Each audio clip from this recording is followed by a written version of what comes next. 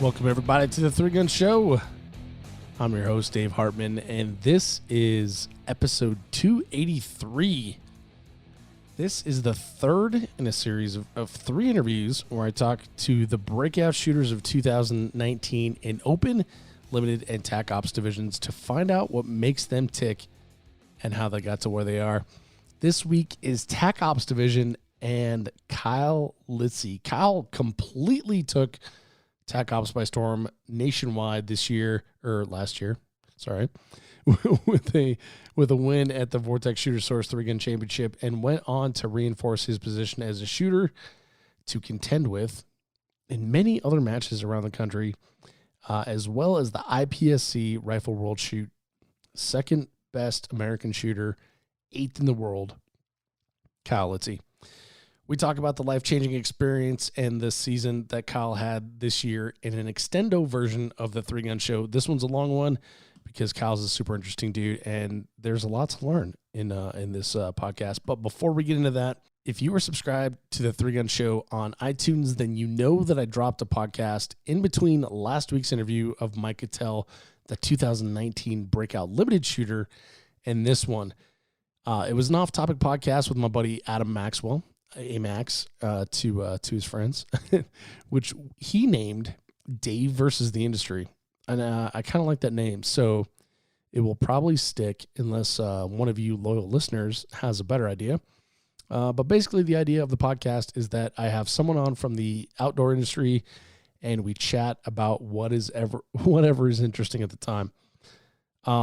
It's sort of an off-topic thing. We did end up talking a little bit about the shooting industry, outdoor industry, but we talked about things like COVID-19, Adam's new safe, and we got a little bit into suppressors, but we recorded a follow-up that's going to be some suppressor talk on that one. So if you haven't listened to that one, I recommend that you check it out and let me know what you think. If you like that format and that type of podcast, be sure to say something on the socials or repost the show announcement or something like that, so I know that you're into it, because I've met so many people over the years that would be interesting to have on the podcast, but they're not necessarily connected to 3-Gun. So I wanted to get some sort of avenue to do that, and I think Dave versus the Industry is that avenue. So if you're into it, there might be more. Just make some noise about it to let me know that you like it, and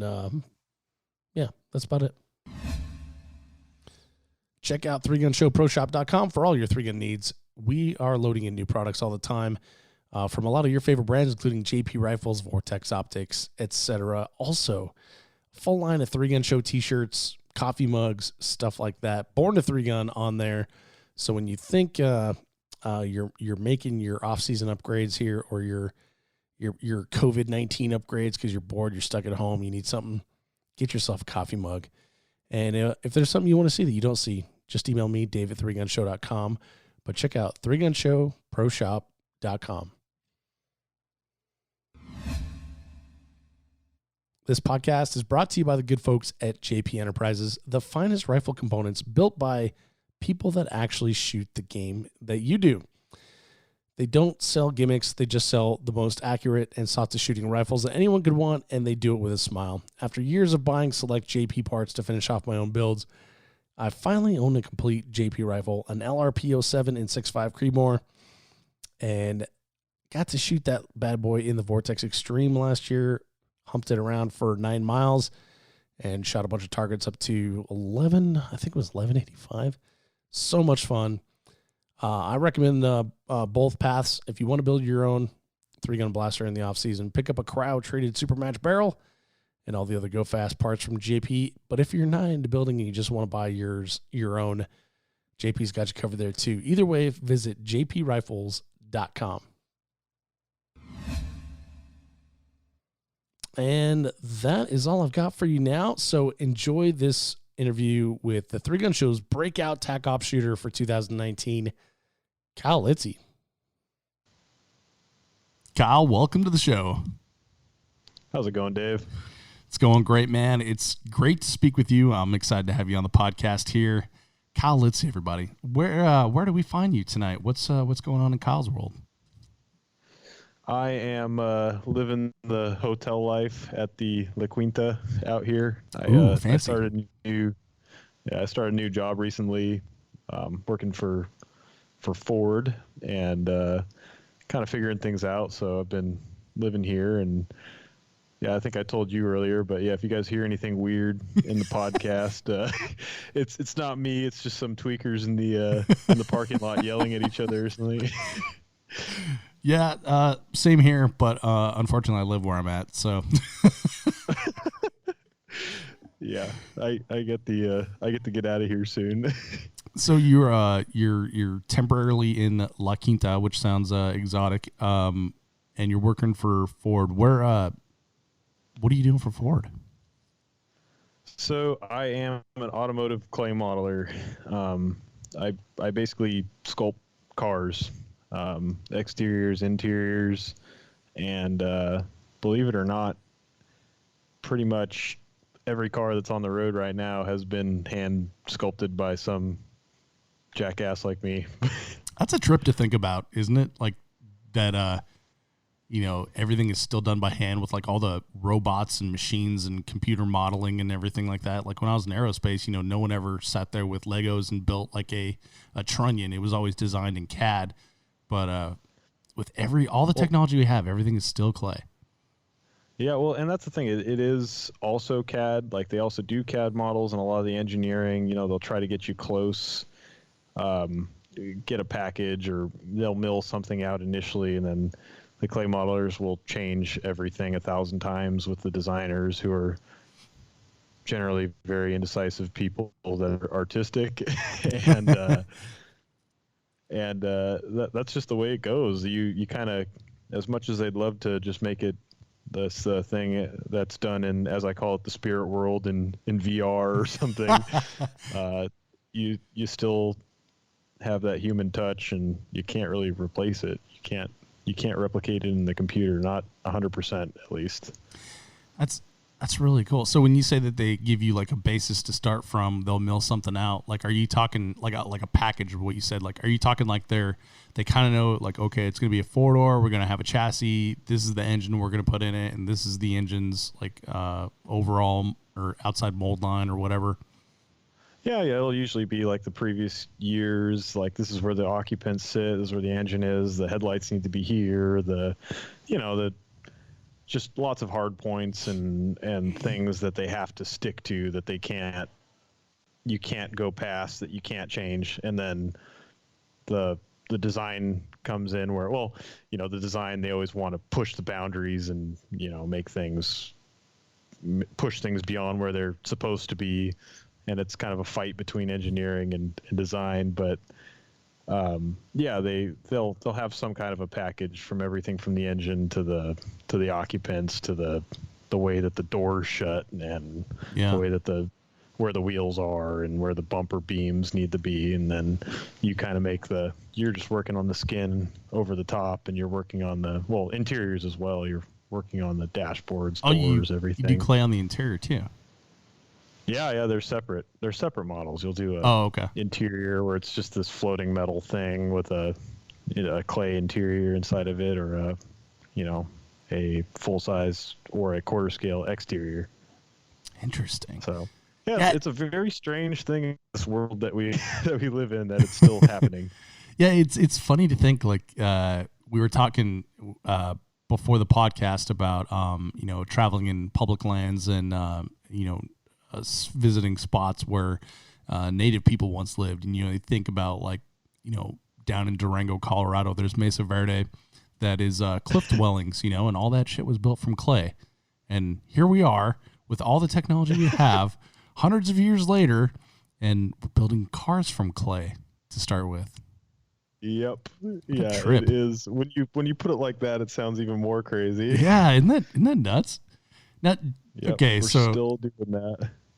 I love going on tangents here. I think people probably skip like the first 20 minutes of the show because I usually do this, but especially with a new guest. But so do you guys like put these in ovens and like bake them, or when you show them off, are they like wet clay? No, so the clay is more like it's more wax based. So what Oh. it is there's ovens, but the clay is in the oven before we apply the clay to the model. So the Oh. clay is about 140, 150 degrees, and it's pliable and soft. So you can sculpt with your fingers and your hands. And then at Interesting. room temperature, it's hardened. So it's kind of like a soap or like a wax. And you scrape it with tools to do the details and the fine work. So it's like a mixture of like hand sculpting and using tools to sculpt and kind of constructing surface on surface. So there's a lot of like organic feeling with your hands to it, and there's a lot of like, which thing do I build first to make this next thing? And you're using tapes on the clay to hold lines, like the body side feature lines or the fascia, the all the details of it. So it's kind of backwards to what you would think. If you put it in an oven, it would come apart. Like a super awesome pyrotechnic show. Yeah, so I was thinking like the opposite of like, because so I don't know if you know this or not, but I'm experienced in clay modeling myself. I made a pot like in 5th grade, and dude, yeah, that's some serious. You should put that on your resume for sure. Yeah, I think my mom still has it too. But you start with like the I don't know what exactly you call them, but like they're little snakes worth, and then you put them in circles, and then you build that up, and then you kind of mold them like you said with your fingers and stuff like that. But that's how we made it, because we were public school, so we didn't all have wheels or anything. But then you had to bake them to get it to be hard after that. So you that put was in the kiln to harden the paper clay like that. Yeah. Yep. Yeah, interesting. So and that's the thing. Once you put like normal clay, you put it in a kiln to make it permanent. Yes. Like that's it. But the whole point of what we do is to change it 1,000 times. So you take it on, you take it off, you put more on, you change it, you go in, out, up, down, whatever, and you do that for however long the project goes. Crazy. But at some point, it's like, this is our design, right? And don't they correct me if I'm wrong, but some are painted at some point. Isn't that right? Like, don't these clay models like make the car circuit at some point? I used to work for Audi Volkswagen, and I worked for like it was called DCC. It was a advanced design studio in California, not in the fatherland or motherland, whatever the Germans call it. And there we made super high quality models, and at the end we would primer them, sand them, paint them, and they would look like, I mean, dude, you could not tell that it was not a real car. Yeah. We'd even put plexiglass windows on them and stuff like that. So they were hard parts, like the grill would be a plastic 3D printed part that we would put in, and man, they looked awesome. They're super high quality, and sometimes not going to say what company, but sometimes companies even display them as their current model or something that they're about to release. Yeah. Well, so when I was growing up, I had like subscriptions to probably like 7 or 8 car magazines at the same time, and I would read every single one of them like cover to cover every month. You're in deep. Oh yeah, it was nuts. And you don't get obsessed with stuff like no. Yeah. No, Ooh, wow, that's a good point. I might be a little obsessive now that you mention it. Well, it's good that I'm finding out now, and I can probably change myself. But yeah, me neither. I'm totally not like that. But I remember seeing, several.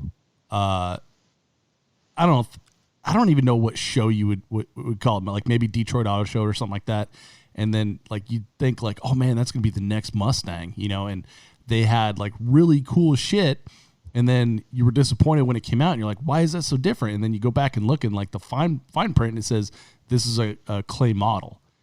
And I remember thinking like, wow, that's incredible, because it looks like a car. It looks like you could just like get in and drive it away, but you can't actually do that.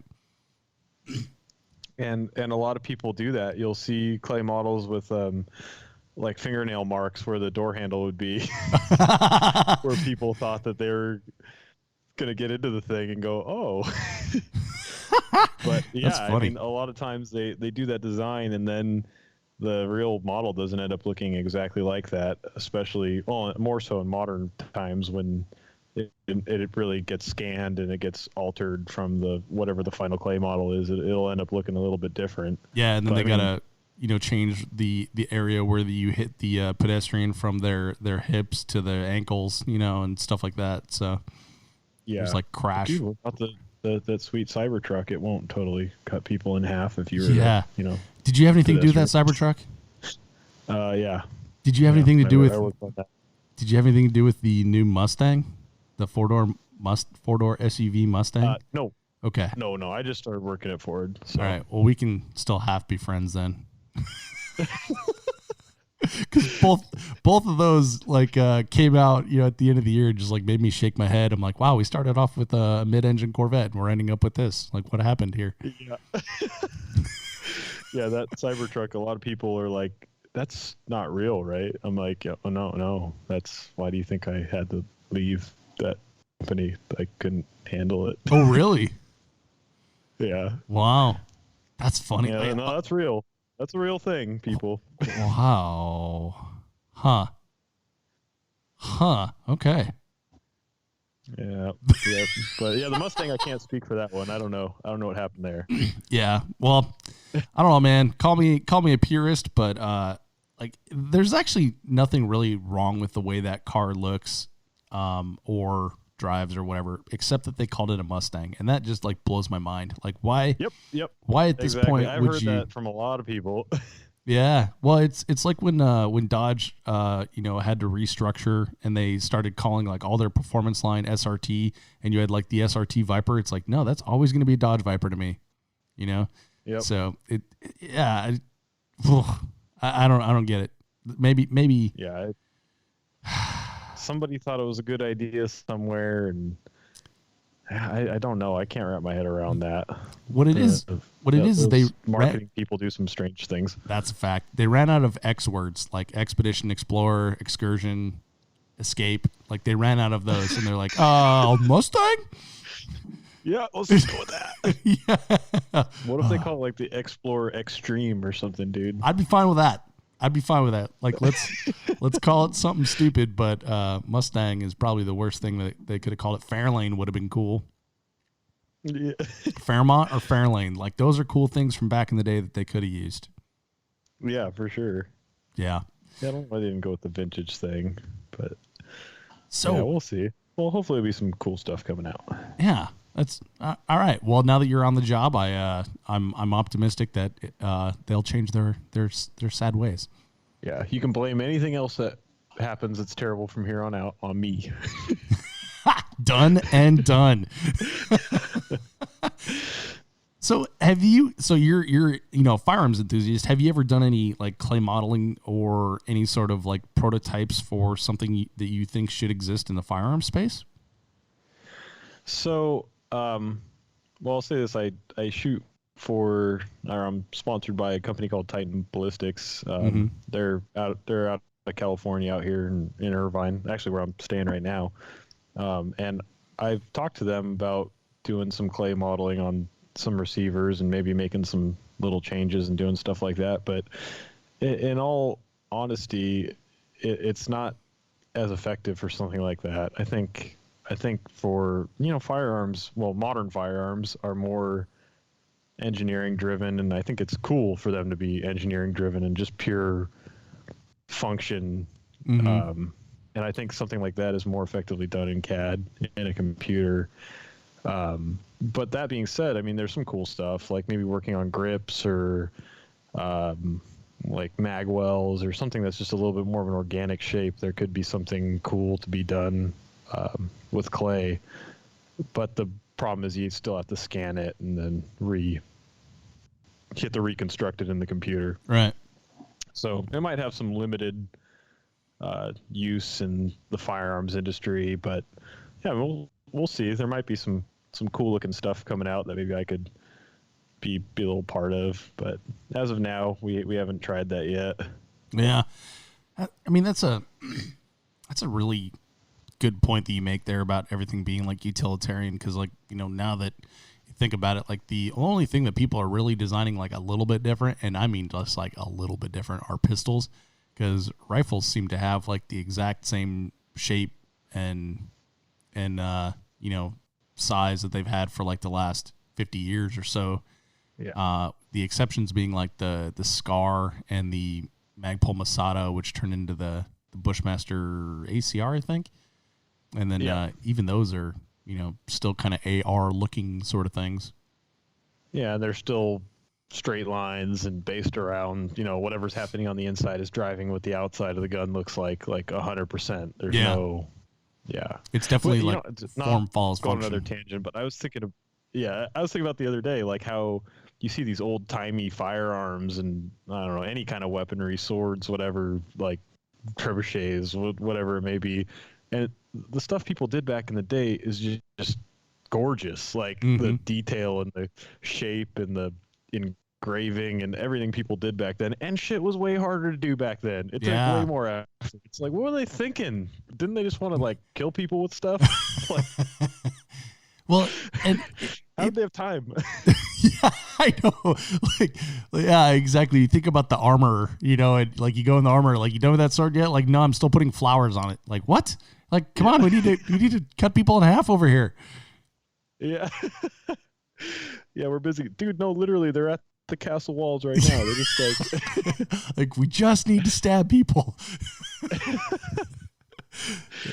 Yeah, that's a really good point. And I wonder if that was like the, that was like, you will have this one gun for the rest of your life. And like, maybe now we have like an abundance of options, Yeah.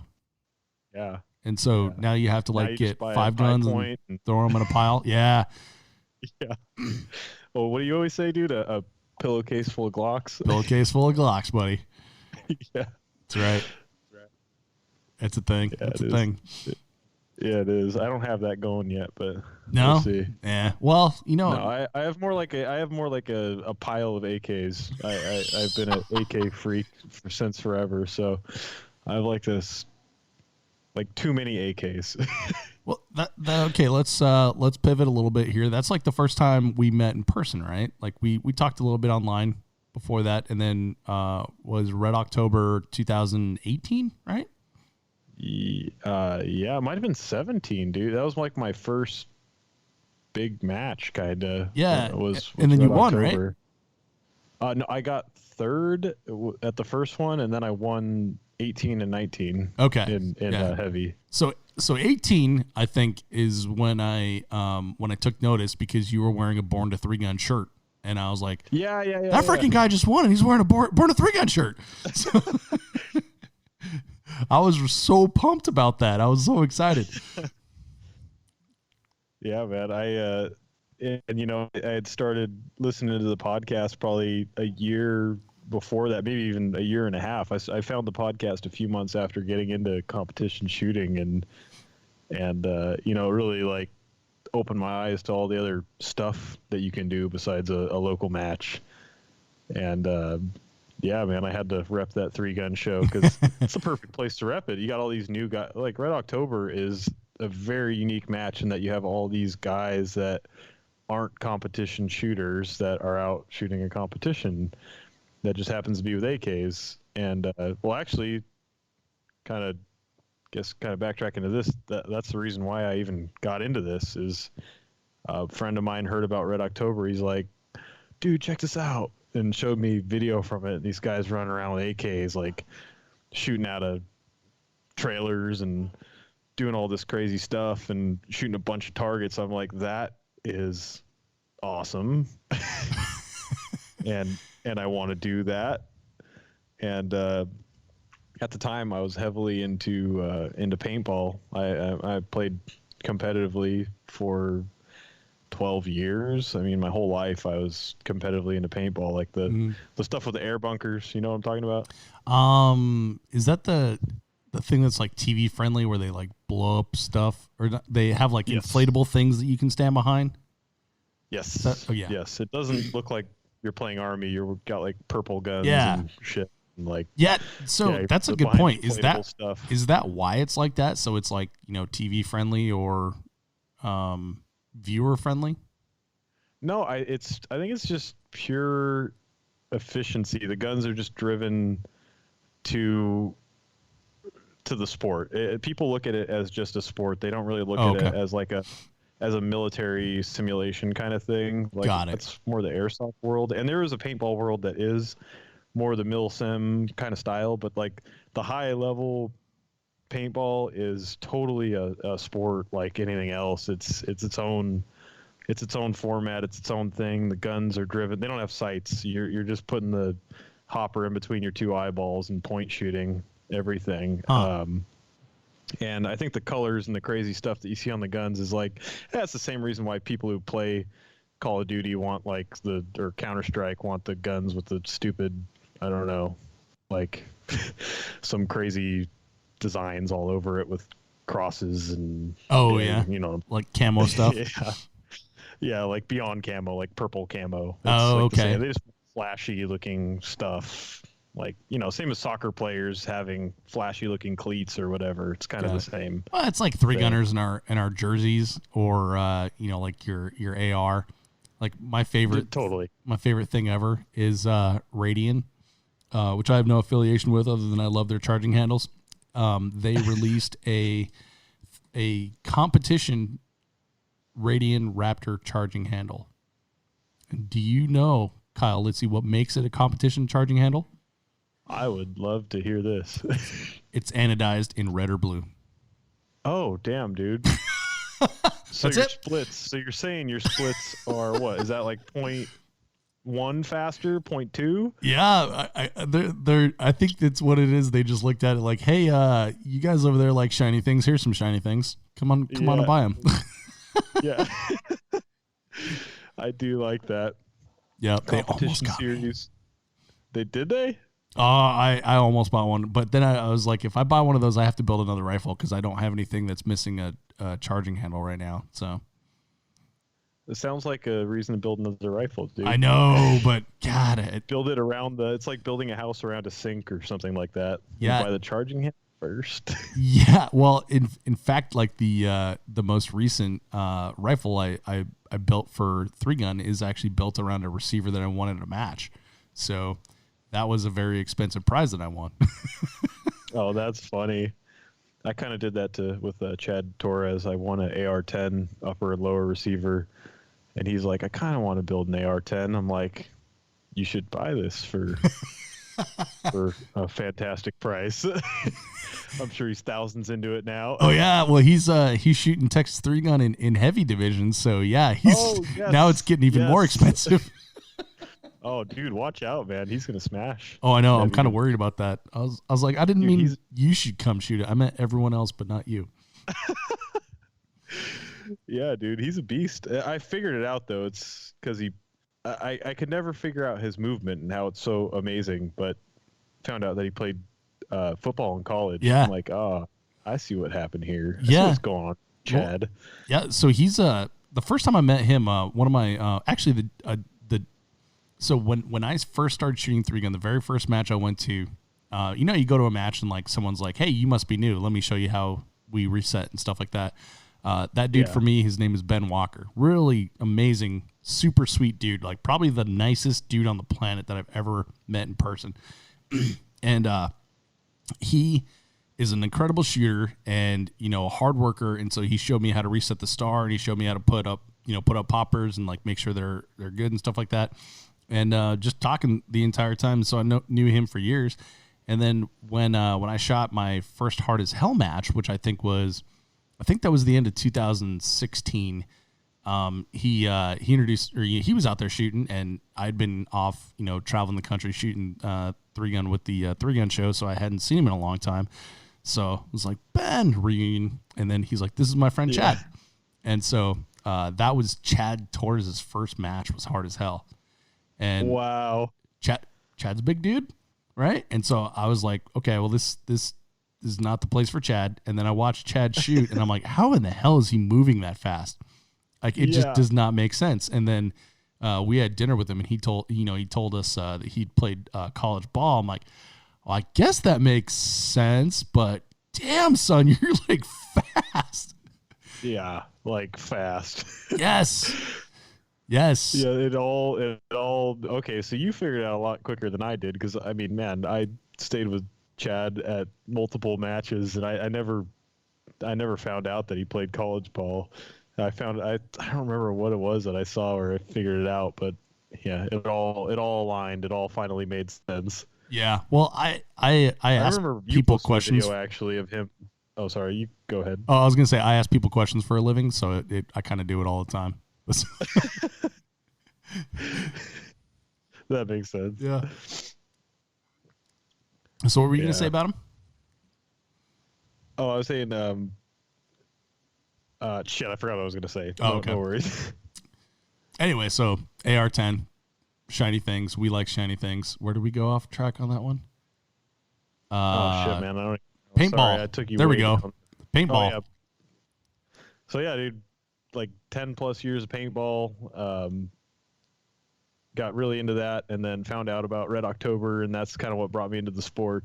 So was Red October your first match? No, when I found out about that, I was like, I got to figure out this whole competition shooting thing, because obviously there's rules and stuff, and there's like real guns, and you can't just be aiming them at people. And so I should say this too. I love guns. I've always been a gun guy. I had my AKs. I was like full on boogaloo ready. Like, like I was one of those guys that just had a bunch of guns and shot them, and never, like, every time I went out to go plinking or shooting, I was always trying to shoot fast and accurate. Like, I was always pushing to get better, even when I was just out in the desert shooting for fun. I mean, I bought an SKS when I was 14 years old at a gun show and shot the barrel out of it. Like, the bullets come out sideways out of that thing now. No kidding. So yeah, like that's impressive for an SKS. Yeah, I put a lot of rounds. Like, my stepdad had thousands of rounds of ammo that he had stashed, and I kind of may have taken all of that and shot it without his knowing when I was a kid. So I did a lot of shooting, and when I found out about Red October, it was like, oh, this is awesome. And I wanted to gear up and be ready for it, because I wanted to do good. I didn't want to like get disqualified or whatever, and I found a USPSA match, and it turns out out here in far left California, there is a huge shooting culture. There's a ton of matches. USPSA locals get 100 people. That blows my mind, man. I know people don't believe it. There's a big 3-gun culture too. There's everything, but I found a USPSA match at what is now California Tactical Academy in Piru, which is like that range actually has a lot of history. Used to be Swipple, used to be where they would have like the Steel Challenge. I don't know what it's called, but like the biggest Steel Challenge match in the country. Well, that's where all that stuff started, was like SoCal, right? Yeah. Isn't it just, it's like almost exactly like hot rodding, like all that stuff started in SoCal. Yeah. Go figure. Like, yeah. The last place you expect, but it's this huge culture. I mean, that's why you see Terran is out there, and you have a lot of these good shooters. I mean, so that range where I shot my first match, that's where like Max Leograndis, he started shooting at that same. He moved out and probably didn't want to deal with the California stuff, but yeah, we both started at the same range. Terran shoots there regularly. There's a lot of good shooters out there. But anyways, I found a USPSA match, and I had an M&P and looked up the divisions for USPSA. I'm like, oh, okay, this one uses the cheap 9mm ammo, and I got a gun for it, and bought a belt, figured out how to draw, and went out and shot a USPSA match. And it was pouring rain, mud, couldn't even walk, and I had the time of my life. I had like the best time ever, and the thing I couldn't believe was how nice everybody was and welcoming, and it just like I couldn't believe it, because coming from paintball is somewhat of a combat sport.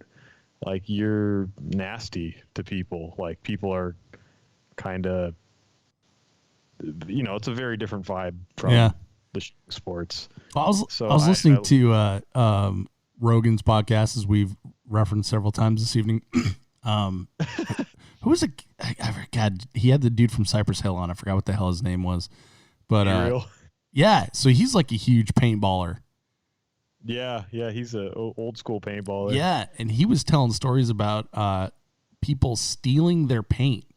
Like they would have to lock up their paint in a truck overnight because, like in these big competitions, apparently you go through like cases of paint as a team. I don't know, but Yep. And then he said that The like more the merrier. Yeah.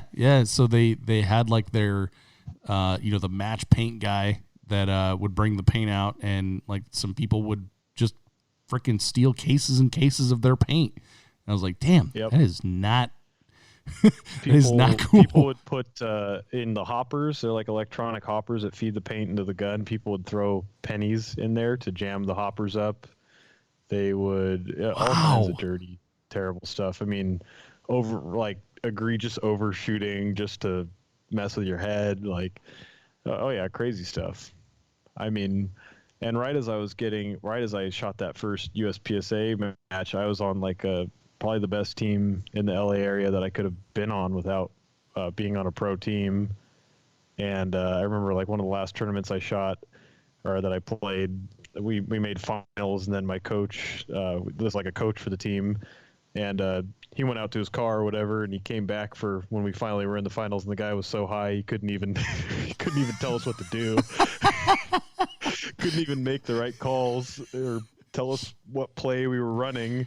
And I was just like, what is this? Like, he had just spent the whole day screaming at us every time. I mean, it's paintball. You get shot in the face sometimes. Like, lucky shots happen. There's a lot of paint flying in the air. The guy's screaming at you all day, this and that, aggressive. And now he's too high to even tell you what play we're running. So I was already fed up with that sport. And then go shoot a USPSA. It's like, oh my God, everybody's so nice. And it's very fair. Like you don't like, it's just, it's your skill. You're just fighting yourself, really. I realize like there's no luck involved. There's some tiny little bits of luck, but really it's just comes down to pure skill. And I loved it. And that's why I like practical shooting as well. Like I always thought like I didn't like sports, and it's like I don't like team sports. I like individual sports. I guess because like you're in control of your own destiny. Yeah, absolutely. And there's something to that. There's something to be. I mean, some of them are harder to watch for sure.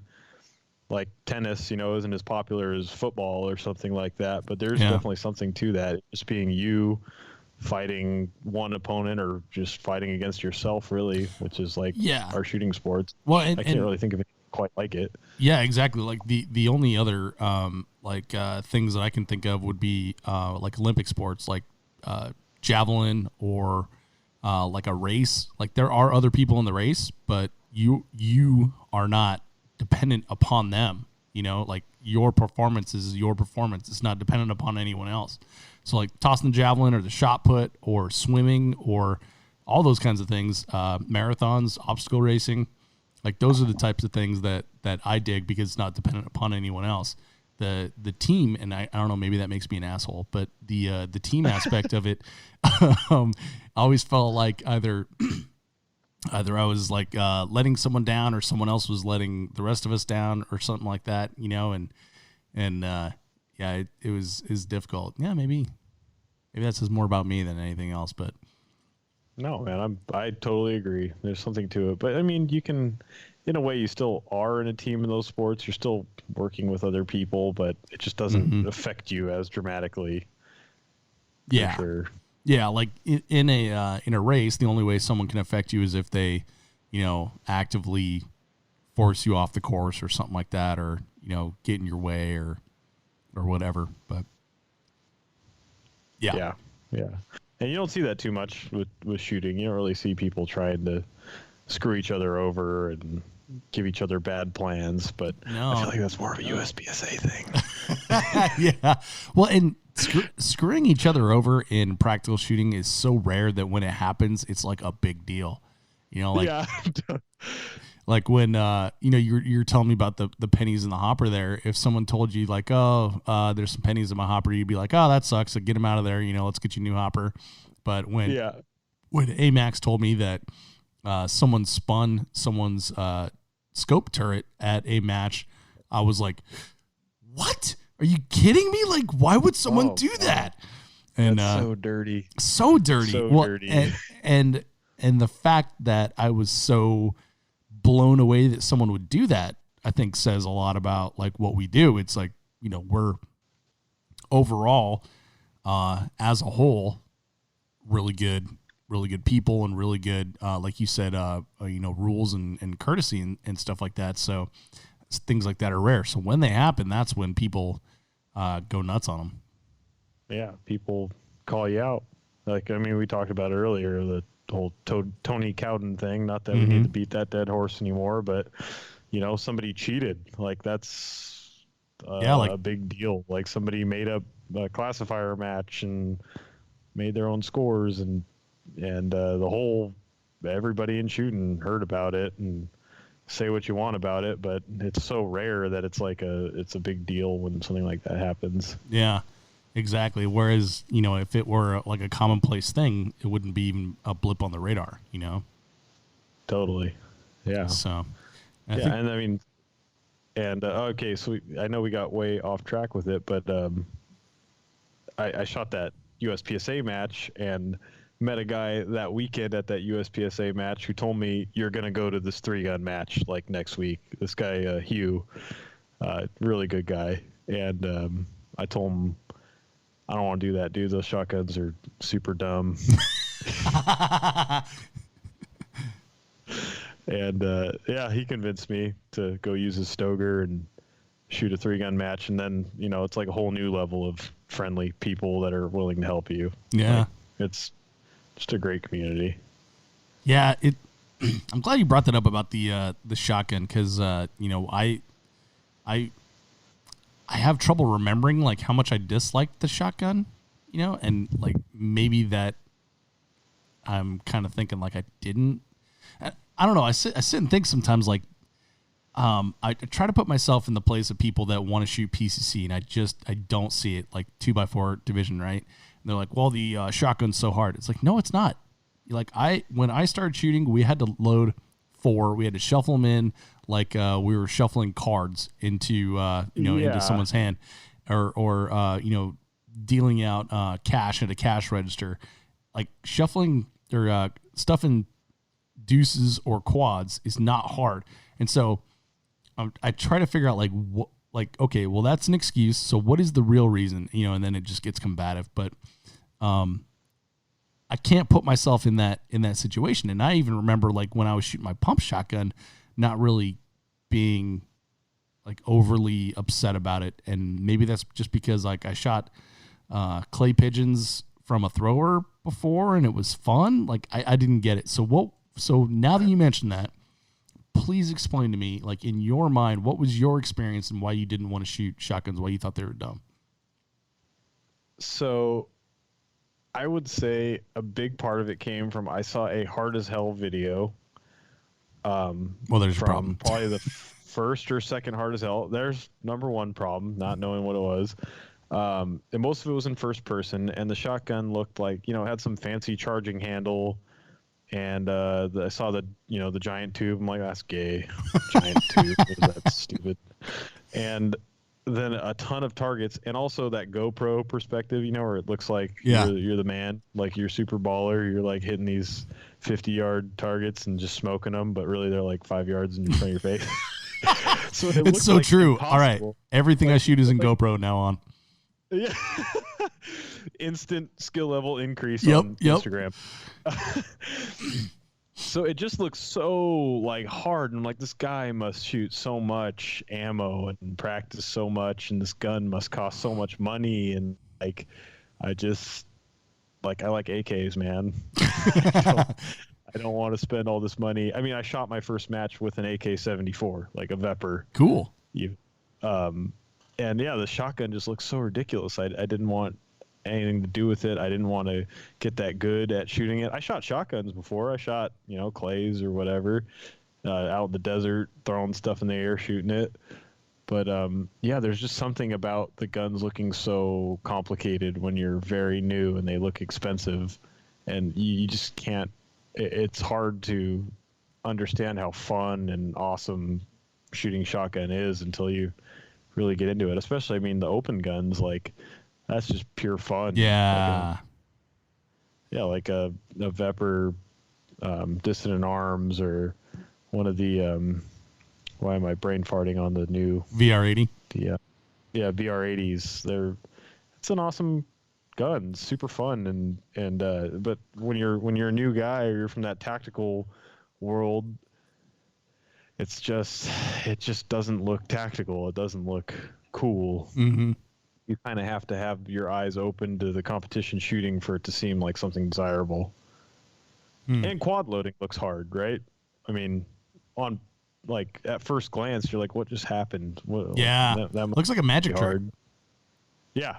Like I've taught several intro to 3-gun classes, and I do it as fast as I humanly possible without dropping them on the ground the first time I show them, and like the look on people's faces is like, "What?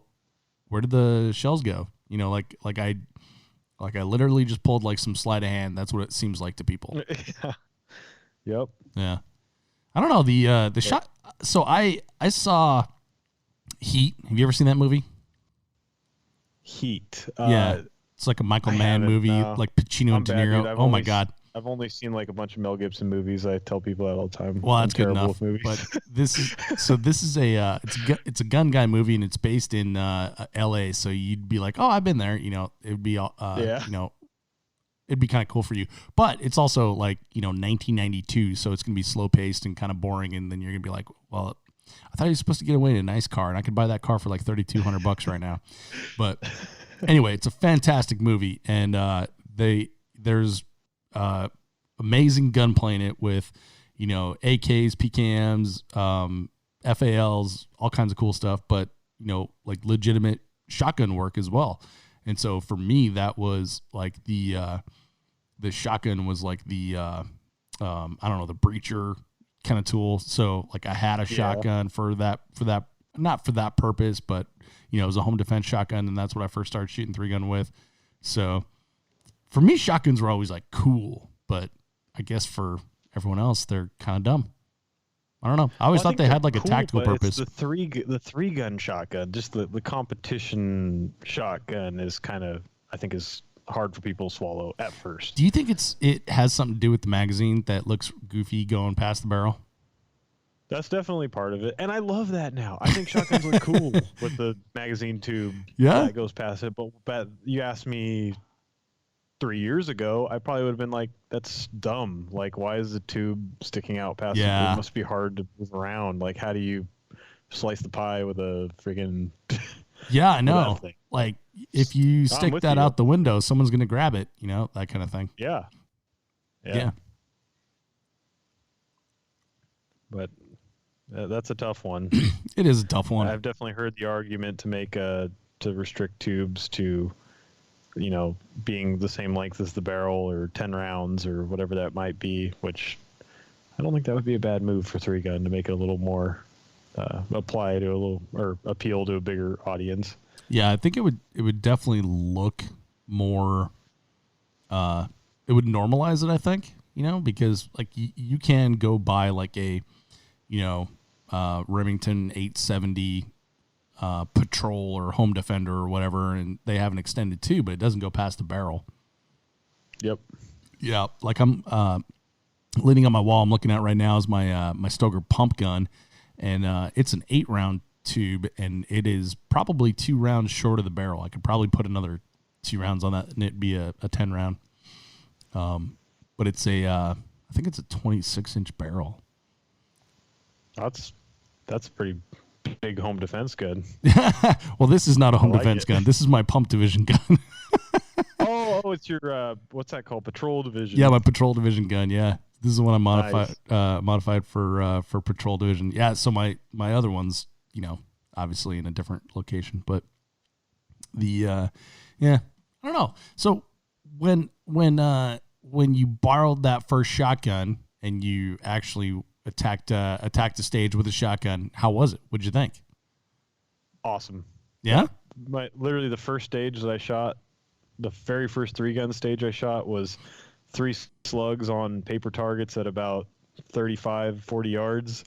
and then shooting on the move straight down a shooting area on a bunch of steel on the left and right side, like 5 shots left, 5 shots right. I figured out how to load 2 before I got there, and I bought some stupid Tac Ops caddies, and I remember shooting the last steel, and I'm like, I just shot on the move. I just shot, but this was awesome. And like forgetting to dump the gun, I'm like, oh yeah, I got to dump the gun and pick up the AK now.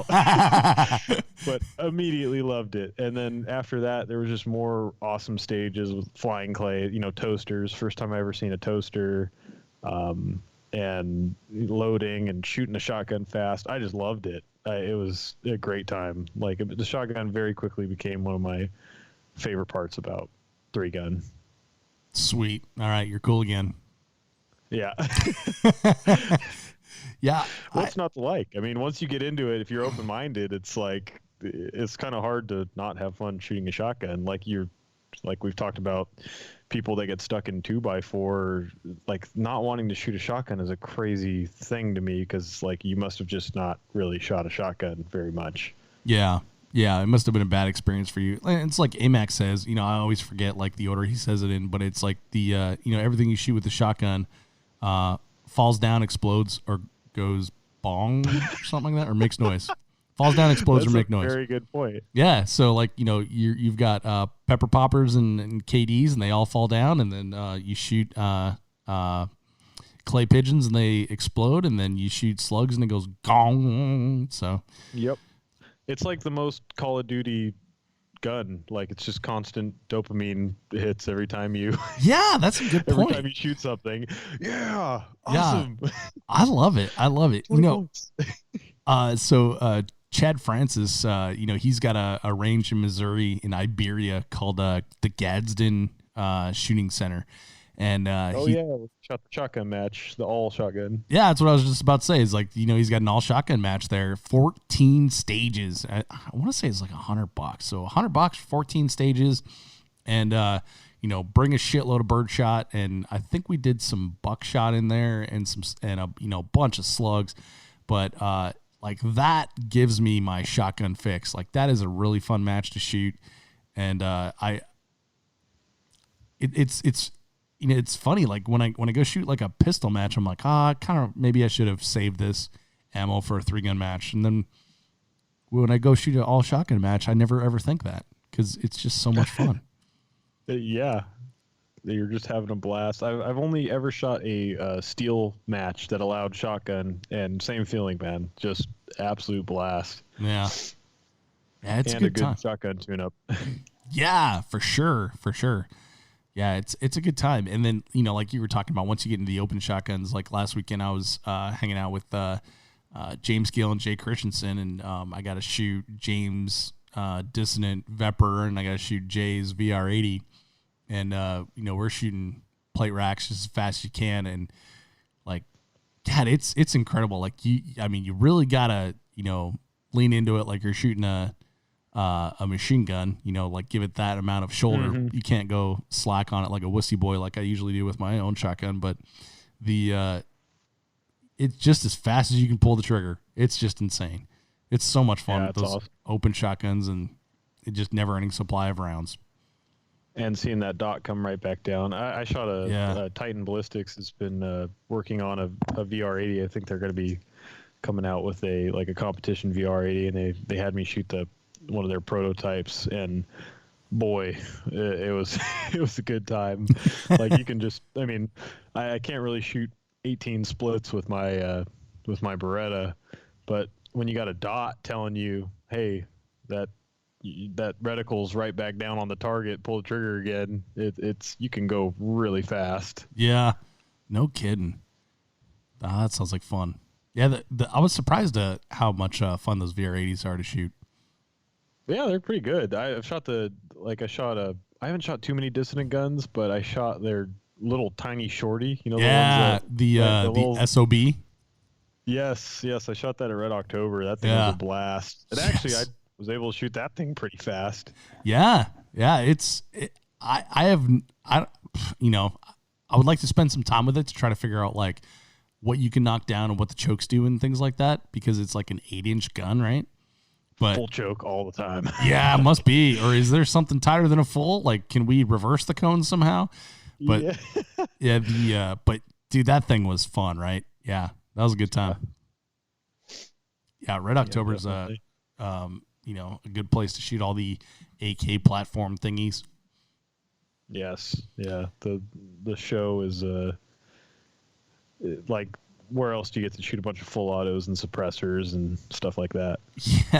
Yeah. I mean, IWI brought out their Galil machine guns, both in 7.62 and 5.56, and we just, once the whole deal was over and like people were starting to pack up, Jeremy's like, well, I can't fly with his ammo, and we're like, sweet, we will take care of that for you. Mag after mag after mag after mag. It was so much fun. That's a blast. Oh, it's great. Yeah.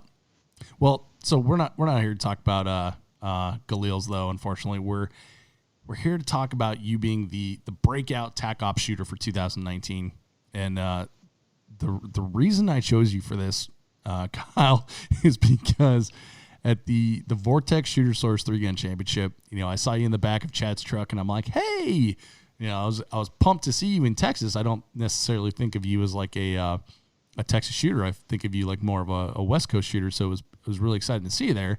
And then you just laid the smackdown on the entire Tac Ops field. And Sunday, I had not seen any results or anything, and several people stopped me as I was traveling in my my little side by side and said, "Who the fuck is Kyle Litze?" I guess that's a good place to be. I know, right? When you come in and you piss off all the Texans, and they're like, "Who is this guy?" Oh boy. Yeah, it was great. So I don't know if I've ever told you that one, but so sorry if I put you on the spot. I heard you say that on another podcast. Okay. I was like, oh god, dude. Well, I feel like an imposter just hearing it. I'm like, man. I forgot which one of these is the bleep button too. There that I should have pressed that one. Oh, there it is. Who the is Kyle Litze? There we go. I've been holding back the fucks. Sorry. That's quite all right. You gotta drop one. I mean, for emphasis there, but it was a direct quote, so it's okay. But anyways, so that's why I chose you for this, and you also had a great year. First in Tac Ops, the Cedar Valley District Championships. You shot the Rifle World Shoot, although you shot that one in open. But because there is no Tac Ops. Well, didn't exactly. And took 8th in the world, which is fantastic. First at Surefire, first once again at Red October in heavy irons this time, and then 5th at Fort Benning. So you've had a great year, man. Yeah, man, did that, and I think Superstition got 3rd. Oh wow, forgot about Superstition. I missed that one. Surefire, and then there was Safari Land and Surefire. I won those guys at Pro Gun. It was a great year. Nice. So Safari Land also first place. So Superstition 3rd place. Yeah, it was a great year for you. So what? Oh, go ahead. What led up to it being such a great year? Like, did you? Is this just like a natural progression from where you were at last year, or did you have some sort of moment where you said, I'm going for it, I'm going after it, I'm going to be traveling outside of the Western area and hitting some bigger matches? What made this year what it was for you? I think it was kind of an organic progression of becoming more obsessed with 3-gun and shooting sports. But I would say it really started from day one. I kind of fell in love with USPSA the first day. Then when I shot 3-gun, I was even more in love with it. When I shot my first match out of the state, Red October, absolutely had the time of my life. When I shot my first big 3-gun match, I loved that. And then I also, I may be a little bit competitive. So I think we've established that. Yeah, I'm a little bit competitive and crazy with that. So I love guns. I'm a competitive dude. I pretty quickly knew that this is definitely my thing. I'm like, these guys are crazy and they love guns, and I've actually met people that are more crazy about guns than I am, which I didn't think existed. It kind of makes you feel better, doesn't it? You're like, oh, I'm not nuts. Does. Yes, I felt like less crazy. Just everything was great. And then I found your podcast. I mean, I found the first one of your podcasts I ever listened to was Josh Fralick's first one. And Josh changed my perspective on training in one podcast. Because, really? Yeah, he really did. Just the drive that he had and the dedication and the time that he put in on it every day. I never thought about it that way in paintball. Paintball, I practiced every weekend. I went to practice and scrimmage teams and ran drills. During the week, I'd maybe, mess around with my gun a little bit, clean it, like whatever. But I didn't really go to the gym. I didn't put in all this crazy work. And I'm hearing Josh. I'm like, oh my God, this is what you have to do to be good at something. Like, this is what real athletes do. I'm not thinking that like real athletes, like like what every other athlete does, you have to do. But hearing it from him, I'm like, this is a real sport. And seeing, I didn't mention my very first 3-gun match. Max Leograndis was in my squad, so I saw Max shoot, and I'm like, Max, it's a spectacle. Yeah, watching the guy shoot. I shot with him a couple of years ago at the SHOT Show aftermatch. That was impressive. Yeah, and I didn't know who he was. I'm like, this is like the skill level. This is insanity. This is how good people are at this stuff. So like the combination of all of that, it just inspired me, and I just started getting into the training and just seeing constant improvement in time on the timer, and started dry firing every day, started live firing, started, just really making it a thing. And I just kind of along the way decided I wanted to be good at this thing. So what made you decide you wanted to be good at it? Is it just that competitive nature? Like you couldn't. I think I just love it. Do you think you could shoot and not want to be competitive? That's the funny thing. So like right now I'm trying to take an off season for the first time, and I've only been at it for about competitively for 2 and almost 3 years, and I haven't taken a break because California, we can shoot year round. Yeah. And I can get into that later, but like my performance at my last match was I felt a little stagnant, and I felt like my dry fire was getting stagnant, and because of that, I want to take a little time off and kind of come out with a new perspective. But even in this off season, all I've been doing on my weekends is shooting Mosin Nagants and Russian guns and 22s, just having fun. Like I just really love shooing. That's like I just love it. It's funny that you mentioned that because a couple years ago when I was in Colorado, I was talking to Scott Green. Actually, Scott Green is what I've discovered just tonight is similar to you. Like we actually talked for an hour before we hit the go button here. But so Scott, when I had my office in Colorado, like I'd have a podcast with him, and he's on the West Coast time, so it would be a little bit late because he gets home from work late, and so I'd have a podcast with him, and the podcast would be over, and then we'd take a pee break, and then we'd just go sit back down and then bullshit for like 3 hours. What we just did. Yes, exactly what we just did, and then but we did the podcast first, but so then it's like, geez, it's midnight, I haven't been home yet, and dog's gonna be pissed, and Scott's, and we, but anyway, so very similar. But I was telling Scott, like, dude, I'm having trouble right now, finding the love. I'm a little bit burnt out. I'm just kind of running ragged. And he said exactly what you just described right there. And he's like, well, go to the range, go shoot, but don't shoot any of your 3-gun gear. Shoot fun stuff. Bring 22s. Shoot the goofiest thing you have.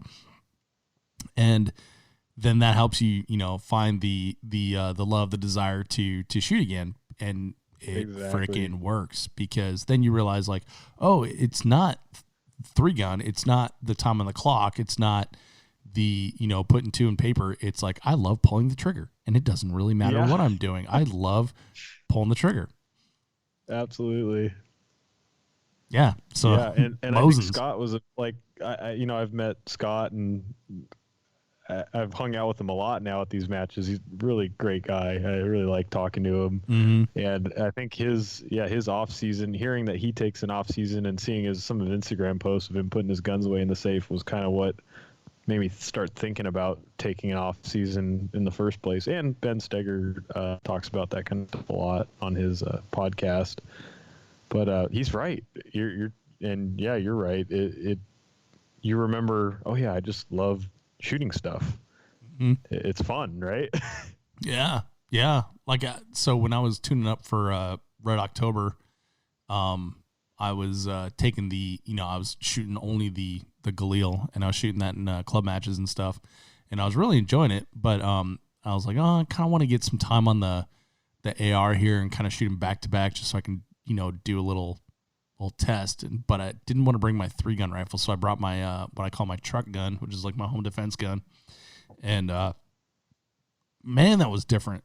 And just shooting something different and feeling, excuse me, I assume that like all of America thinks like, guns are just guns and they all act the same, right? But it's like saying that all cars are the same. Yeah, I mean, I guess the goal is to get you from here to there, but there's some that excite you more than others. There's some that feel different. There's some that feel light, some that feel heavy, some that, you kind of have to coax into doing things that you wanted to do. And just shooting that rifle that was also an AR-15, but in a different way, in every shape and form, I think really brought it back. I'm like, this is cool. Like, I need to do this more. I need to allocate more ammunition for, I guess, plinking. I don't know what you call it, just like fun stuff. Plinking. Yeah. Literally. Mud shooting, dude. There was some mud out there. Shooting. That's what was fun. I didn't know mud shooting was a thing. And in the last week, I've seen like 3 videos. I saw you do it. I was just screwing around making dumb stories. Well, it's cool because it makes a big splash, and it's like the shotgun, man. Things exploding and falling down and making noise. Yeah. Well, I love it, man. I'm glad to hear that the 3-Gun Show podcast, and specifically when Mr. Freilich was on the podcast, helped you in deciding like this is where I want to head.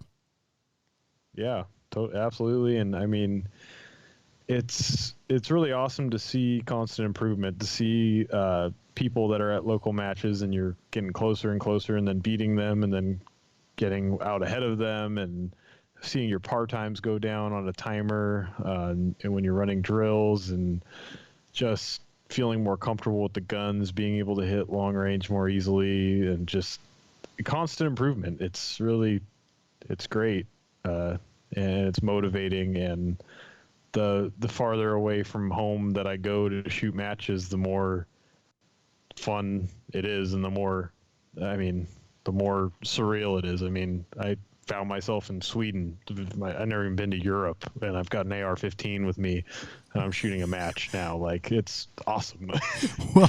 well, I mean, that's a good transition. Let's talk about that. So tell me about that experience. So me personally, I've never been out of the country, and I can't even imagine, traveling to, a strange foreign land to do anything, and then, like you said, you're bringing your AR-15 along.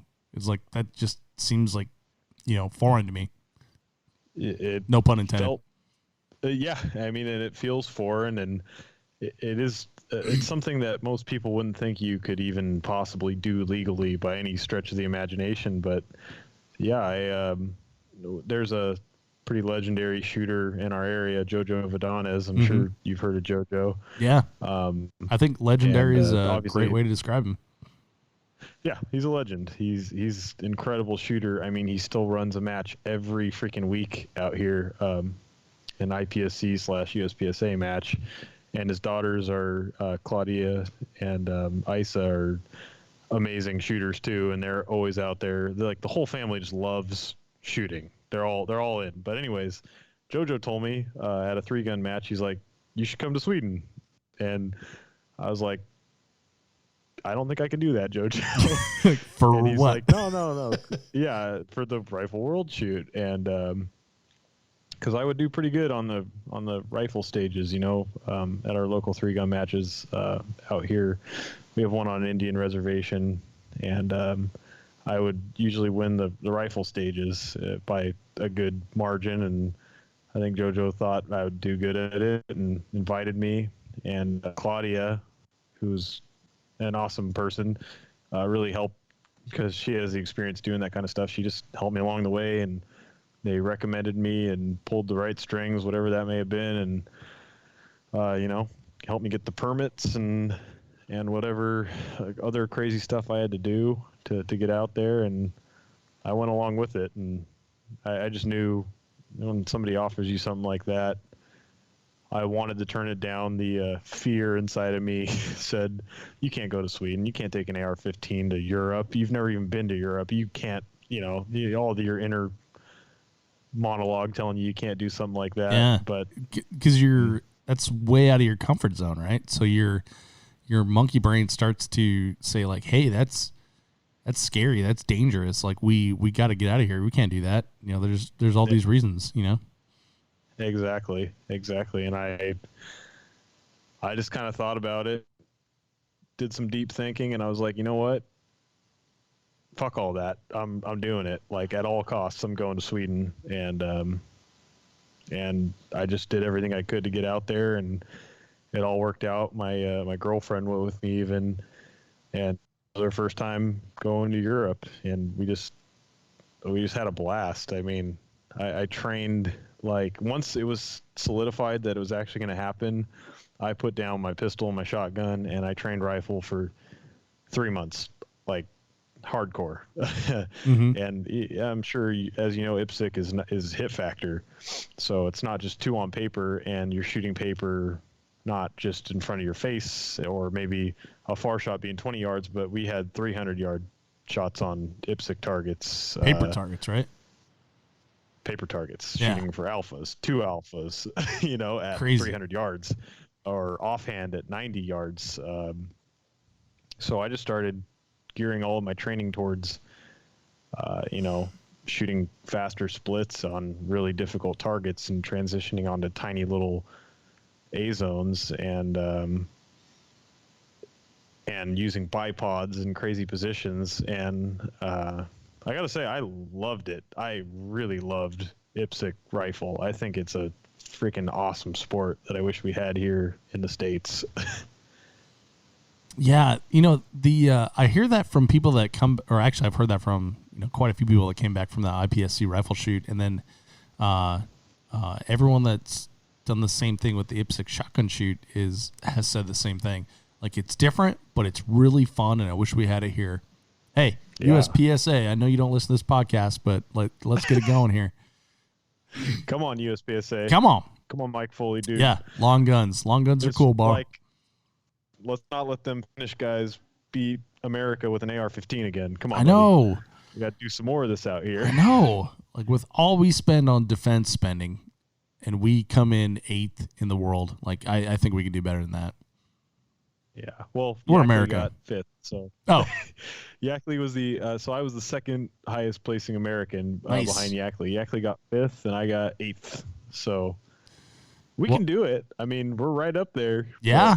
I mean, that's dude. I mean, that's something to be really proud of, though. I mean, that's a.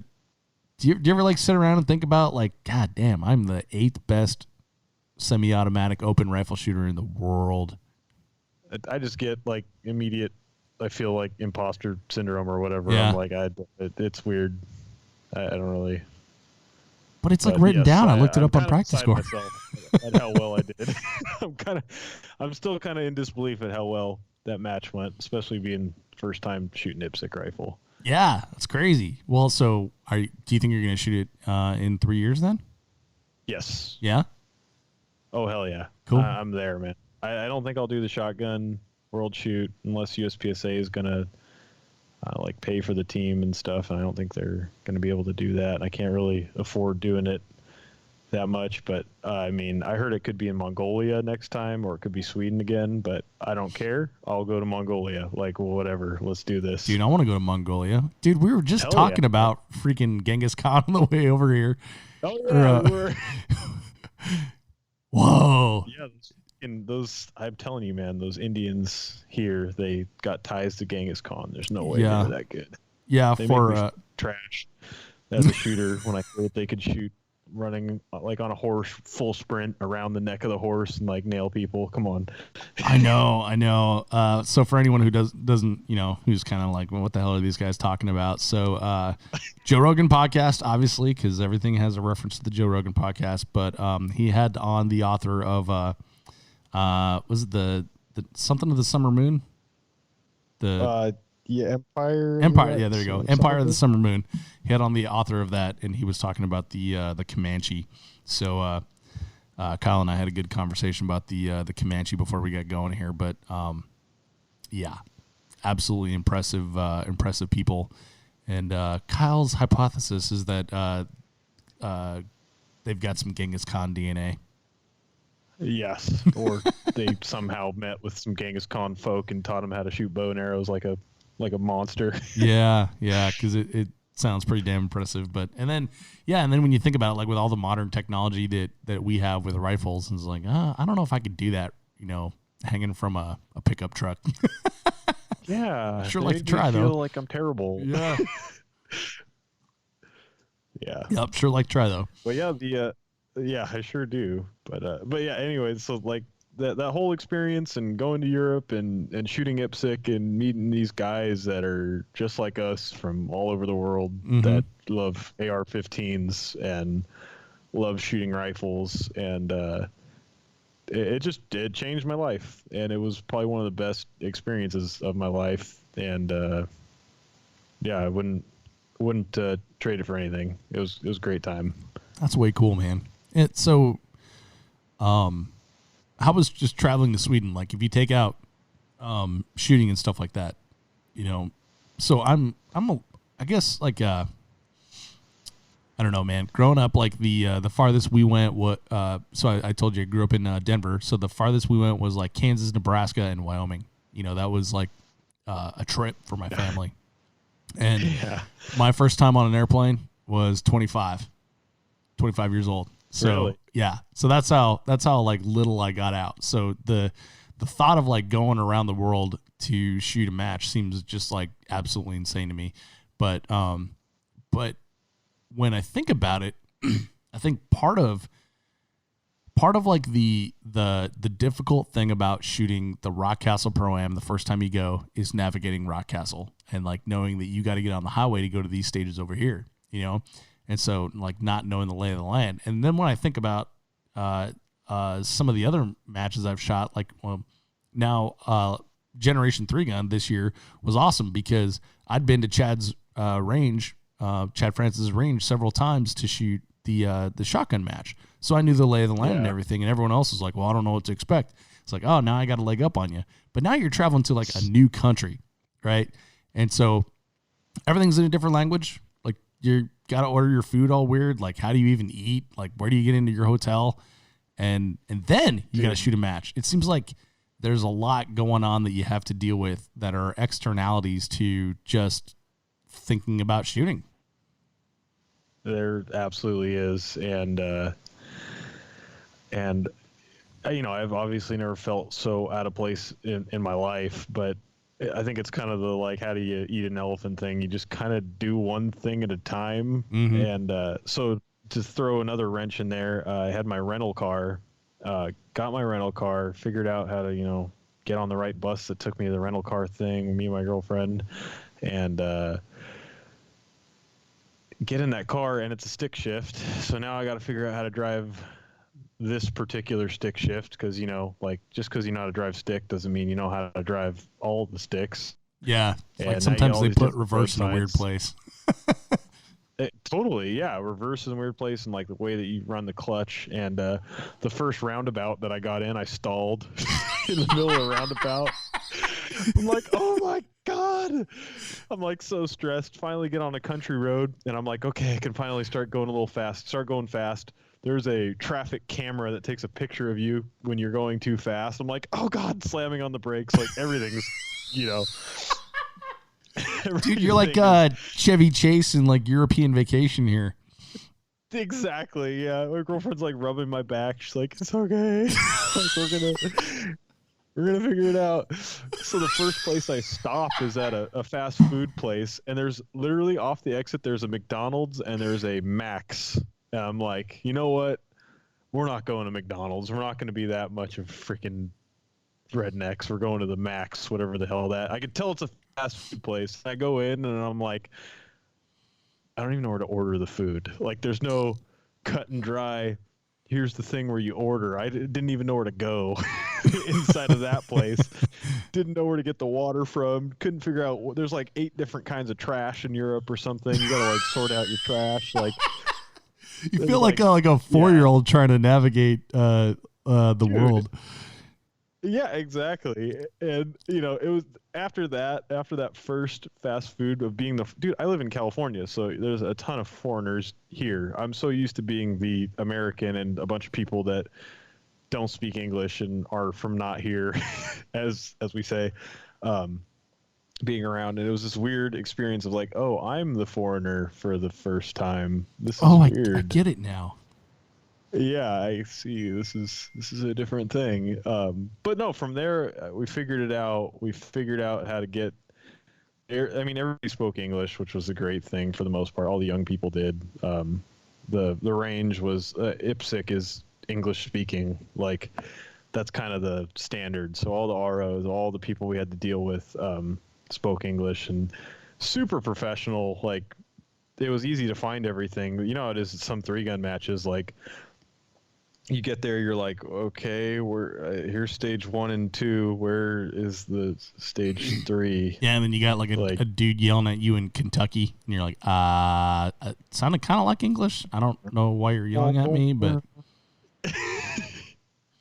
yeah. So it was actually pretty easy once we got on the military base where they were having it, and it was another really cool thing was we did an equipment check-in the day before, so they actually they look at your gun, they write down, oh, you're okay, I'm shooting a Vortex Razor 1-6, I'm shooting a Vortex Razor Red Dot, your 18-inch barrel, you've got no forward grips, everything. They write everything down, so you're shooting minor power factor because there's a power factor,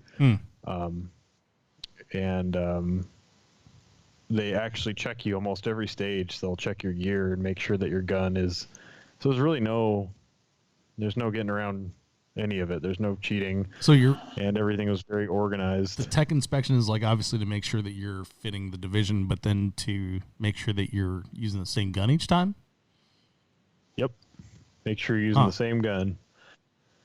You even got a sticker on your gun when it got approved, and they were just making sure that your gun was exactly the same, so you weren't running a 14.5 on a stage with a bunch of ports and close targets, and then you're running your 18-inch on the field course with 300-yard targets. Interesting.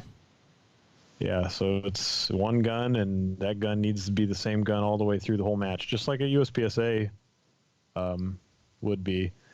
And then also random chronoing. So I'm pretty convinced it was after I was doing pretty decently. They kind of pick you out because I pulled up to a stage and this random Swedish guy pulls up, stops really fast in the road, and it's like, oh, hello, we've decided to randomly select you for chronograph. I'm like, okay.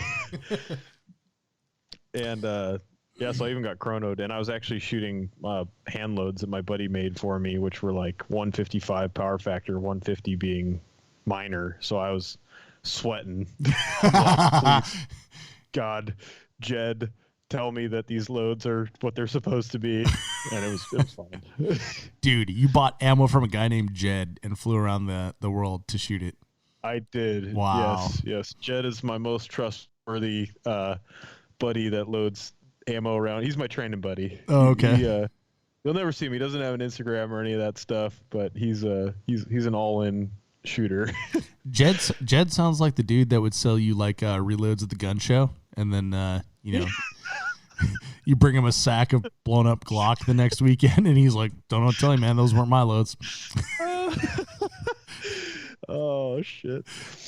Let him listen to this one. Yeah, I hope he listens to this one. I trust your loads, Jed. Believe me, I weighed every single one of them individually. Jed doesn't know that. You weighed them individually? Yes, I weighed them. Is that a strategy? Can you discern factory anything brass? Yes, it was factory brass. So I shoot steel case. That's my usual hoser ammo. I shoot Tula or Wolf. Really? I know the internet's like, you can't. It's gonna ruin your barrel. No, you're all wrong. It's totally fine. Just change your extractor once every 10,000 rounds. I had a bad experience one time, and I've been a brass guy ever since. No, it's totally fine. I've shot 100,000 rounds of Tula. It's good ammo. But anyways, I didn't want to shoot it for this, just for accuracy reasons. And because it's factory brass, I pulled my Tula, poured the powder out, made sure that it weighed.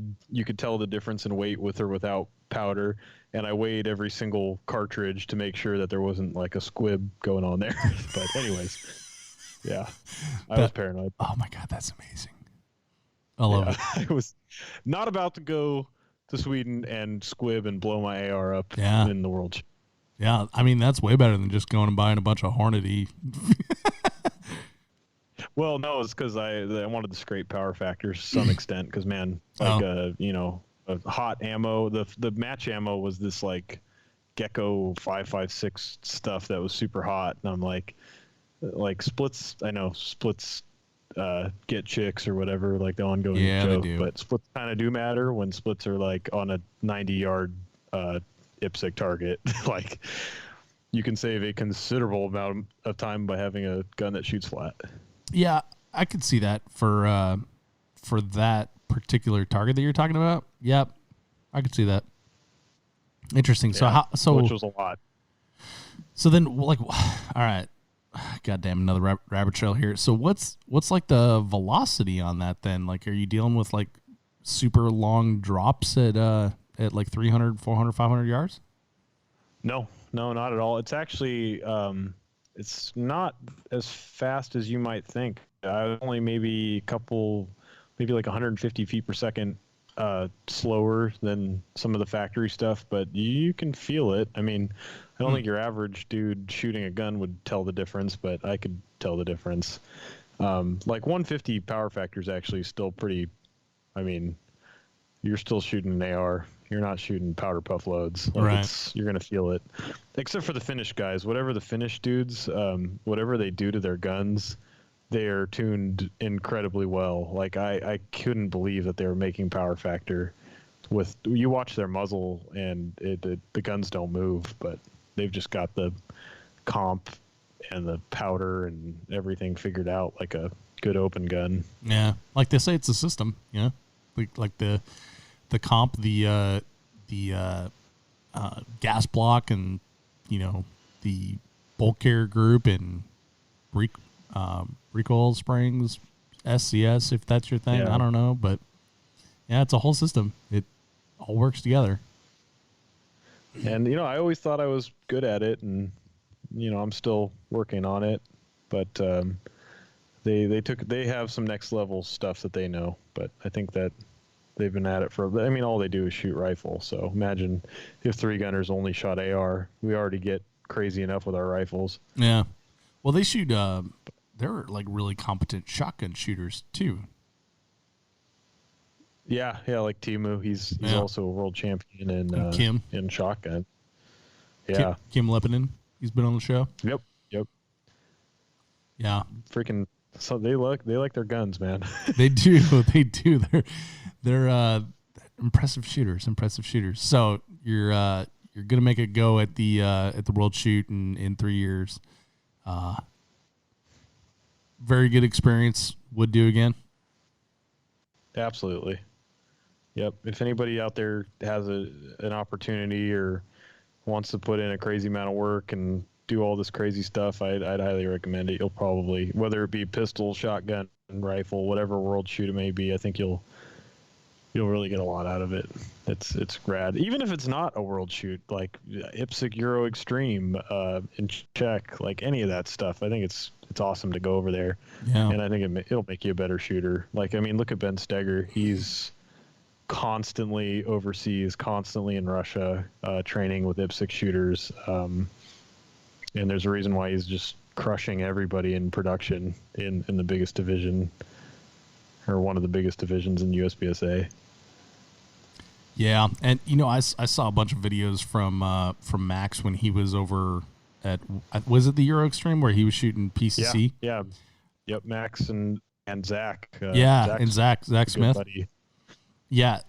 Those, so the stages looked fun. It looked like they were having a great time, and that looked like very appealing. It's like, that's a thing, that exists. I want to do that. Yeah, it's like 3-gun stages, but with 1 gun, kind of like IPSC, and tons of movers. And yeah, I mean, me and Zach talked a lot about it, and he loved that match. He really says it's like nothing that we really have in the States. And I think he'd highly recommend going to any of that stuff, especially in Czech. It seems like they really got it down. Yeah, for sure. Oh, that's pretty cool, man. International travel to shoot. Let's put that on the to-do list. Yeah, you got to do it, Dave, of all people. I know. I was just thinking about that. Like, hopefully Kyle doesn't call me out, and then you did. So. Yep. I'm calling you out, Dave. Sorry. All right. Well, let's shift gears up a little bit here as well, because you've been doing a lot of training yourself, but on the instructor end. So I chatted with you a little bit before. You said that you were going to be heading out and doing that, but I haven't chatted with you since. So how's the instruction world going for you? So it's been great. I actually quit my clay modeling job when I was working at Tesla. I quit for about 6 months and started my training business, which is modern technique firearms training. Just kind of started doing small classes and private training in California. Before that, I had already taught a lot of people, a lot of friends, a lot of people locally that just wanted instruction on something, and I realized that I love it, and I love teaching people how to shoot, and I get a lot out of it for various reasons. But yeah, I kind of just started the company, started my own LLC, and had a lot of fun teaching people over the last 6 months, and did a couple bigger, not bigger, but by my standards, bigger classes. I did an AK only class before Red October, which was a blast, and I love the AK. It's always got a soft spot. So. And you did that at a pro gun club, right? For people that were going to be shooting the match. Exactly. Yeah, I did it the day before with Zach Smith, and Zach's also another AK enthusiast. We've both built AKs and just love the things. So, and we both like teaching. Zach really, he also loves, gets a lot out of teaching people, and there's a lot of satisfaction in seeing people improve in such a short amount of time, teaching them, things that took you however long to figure out, or efficiencies that, you've really dialed in that you can teach people. So it's been great. I love it. And we talked about it a little bit earlier. I like it for not only teaching people how to be better at 3-gun, but because I'm a huge proponent of the Second Amendment. I want people to know how to shoot guns efficiently, and the whole ripple effect thing of teaching people how to be better marksmen. I really feel like you're not just teaching one person. That person's going to teach other people. They're going to pass it down to their kids. It's kind of it's a bigger thing, or at least I feel like it is. I feel like it's just making Americans better shooters. By teaching a small amount of people, you can make a big impact. So I really get a lot out of it. I like teaching. I've seen everybody I've taught. I've seen huge increases in their skills, and it's been good. I went out to Utah, was one of the last ones that I did. I taught a really great group of guys, and also Alicia Burrows, Sean Burrows' wife, Sean Go Boom. Shout out, buddy. Thanks for letting me stay at your house. But yeah, I taught them, and I taught some of these local guys. One of them was this guy Troy. He's a SWAT team guy from there, so teaching, some law enforcement people that may help them survive something that could happen in their line of duty. Mm-hmm. And it was just a great ride teaching people how to do that. And I'd love to keep it going. Now I'm back to my day job, so can't teach during the week, but hoping to schedule some more classes around the country, whether it be around matches, before matches, or whatever, and keep going with that. Nice. So so you're open to scheduling classes? Like if someone's listening to this and they're like, dude, I really want to learn from Kyle. Like, how do they contact you? They could contact me through Instagram, just Kyle Litze. Pretty straightforward on Instagram. You might want to spell that. On my website, Kyle, Kyle. My last name is Litze, Litzzie. There you go. I know it's a weird name. Or my website is moderntechnique.com or modern-technique.com. Mm-hmm. And they could email me from there, or message me, whatever it may be. But yeah, I'm open to scheduling some classes for 2020, and I'd love to do that. Yeah. Cool. So what kind of things do you teach in your class? So I've had a couple different classes, but the thing I've found is that you can call it an advanced 3-gun class, but you kind of have to. I'm trying to stick to more advanced classes, people who already shoot 3-gun that want to get a little bit better at 3-gun. As far as doing like a beginner 3-gun class, I'm only going to do that in the local California, LA area. So that's the thing, though. It's called an advanced 3-gun course, but I kind of feel out the skill level of the people that are in the class, and I give them individual attention, and I cater the class to their skill levels. And it's shooting. I focus on pure shooting. I think that there's a lot of instructors that focus on a lot of weapons manipulations, the stuff that's not shooting, which is also hard and is also things that you need to learn proper techniques to do.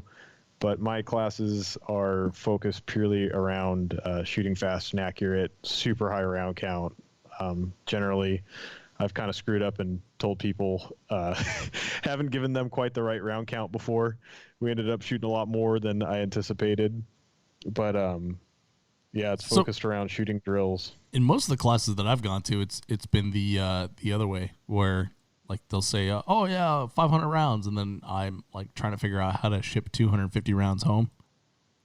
Yep, this is not like that. The No. classes I've taught are like, I say it's 600 rounds, and it's like, we're shooting a little bit more. All right, everybody, take a break, go to I, Cabela's, get some more. Yeah, and it's because exactly. But I'm feeling out people's skills, and I try to work from. It's not like I'm trying to train them from the ground up, but I start with very basic drills and work my way up to more advanced levels. But I want people to warm up. I want them to.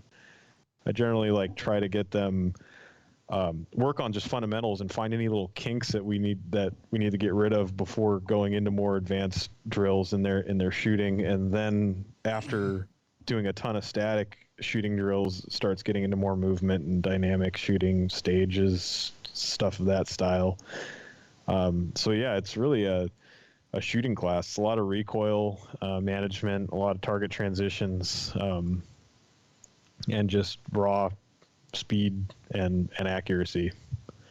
I like that. Which I think is the hardest thing to do. The reason I focus on it is because I think it's the hardest thing to do. I think you can literally, I don't do anything involving multiple guns in one drill. It's almost all one gun at a time. It's pistol, rifle, and then shotgun. There's no switching between guns, just because I think that's some of the hardest stuff to do. Is just comes down to that.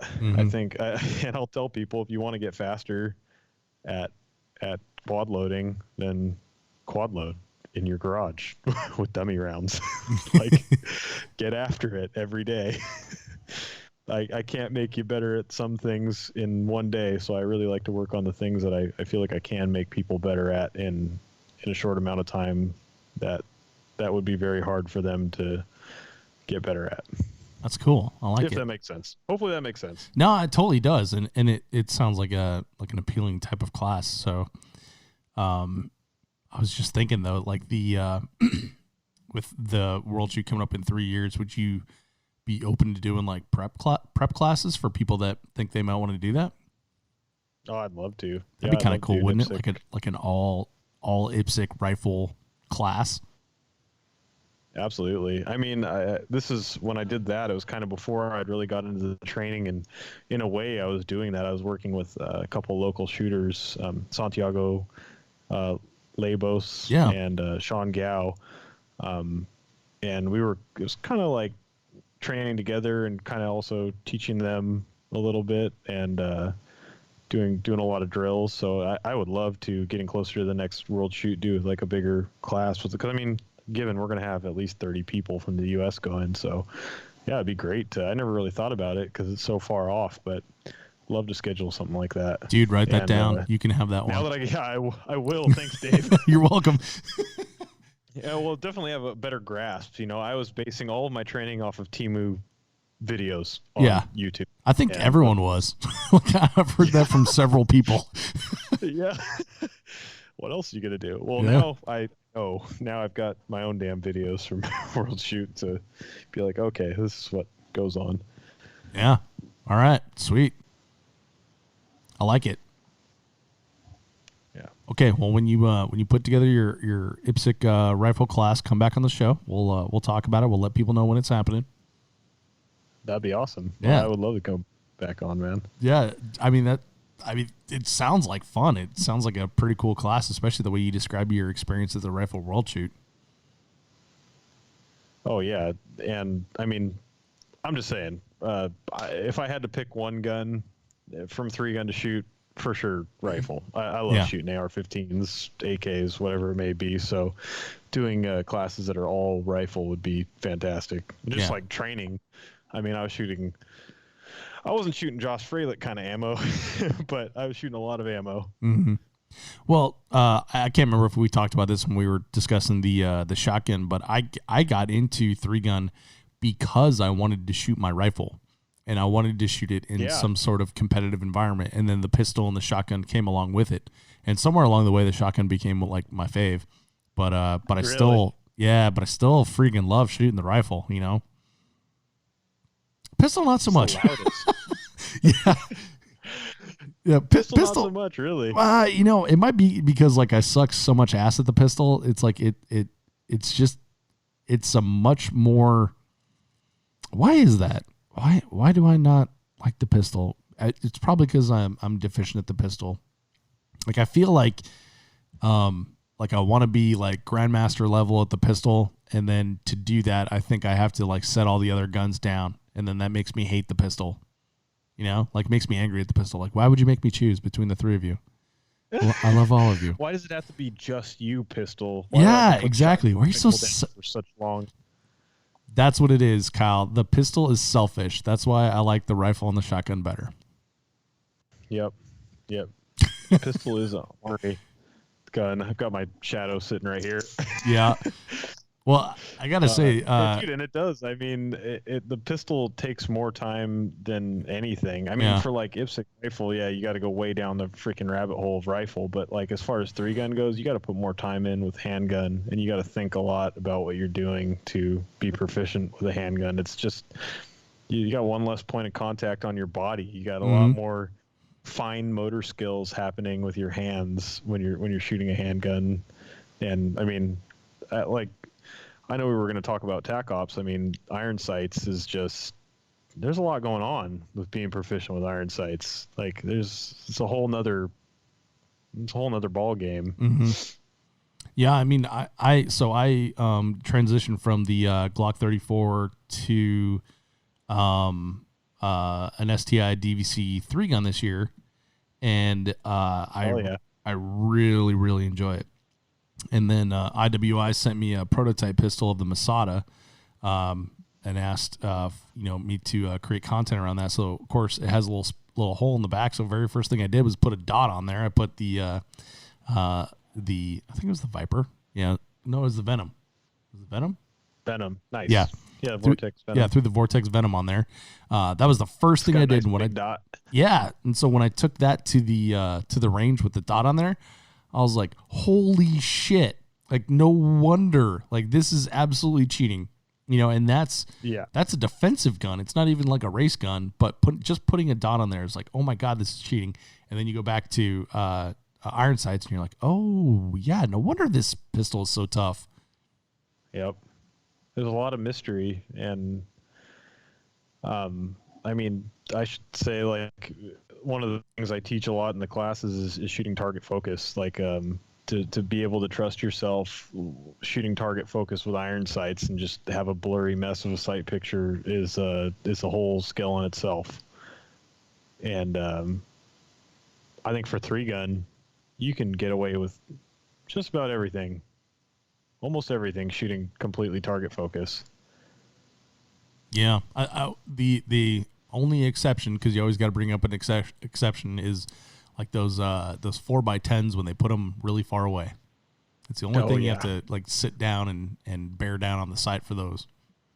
Oh yeah, freaking Fort Benning, man. They had some of these skinny minis, the skinnies at like 15, 20 yards. That was probably the hardest thing I've shot all year. You're like, I just go here, shoot this, no big deal. And you're there like, I just had 4 makeup shots. I got to reload. I love it.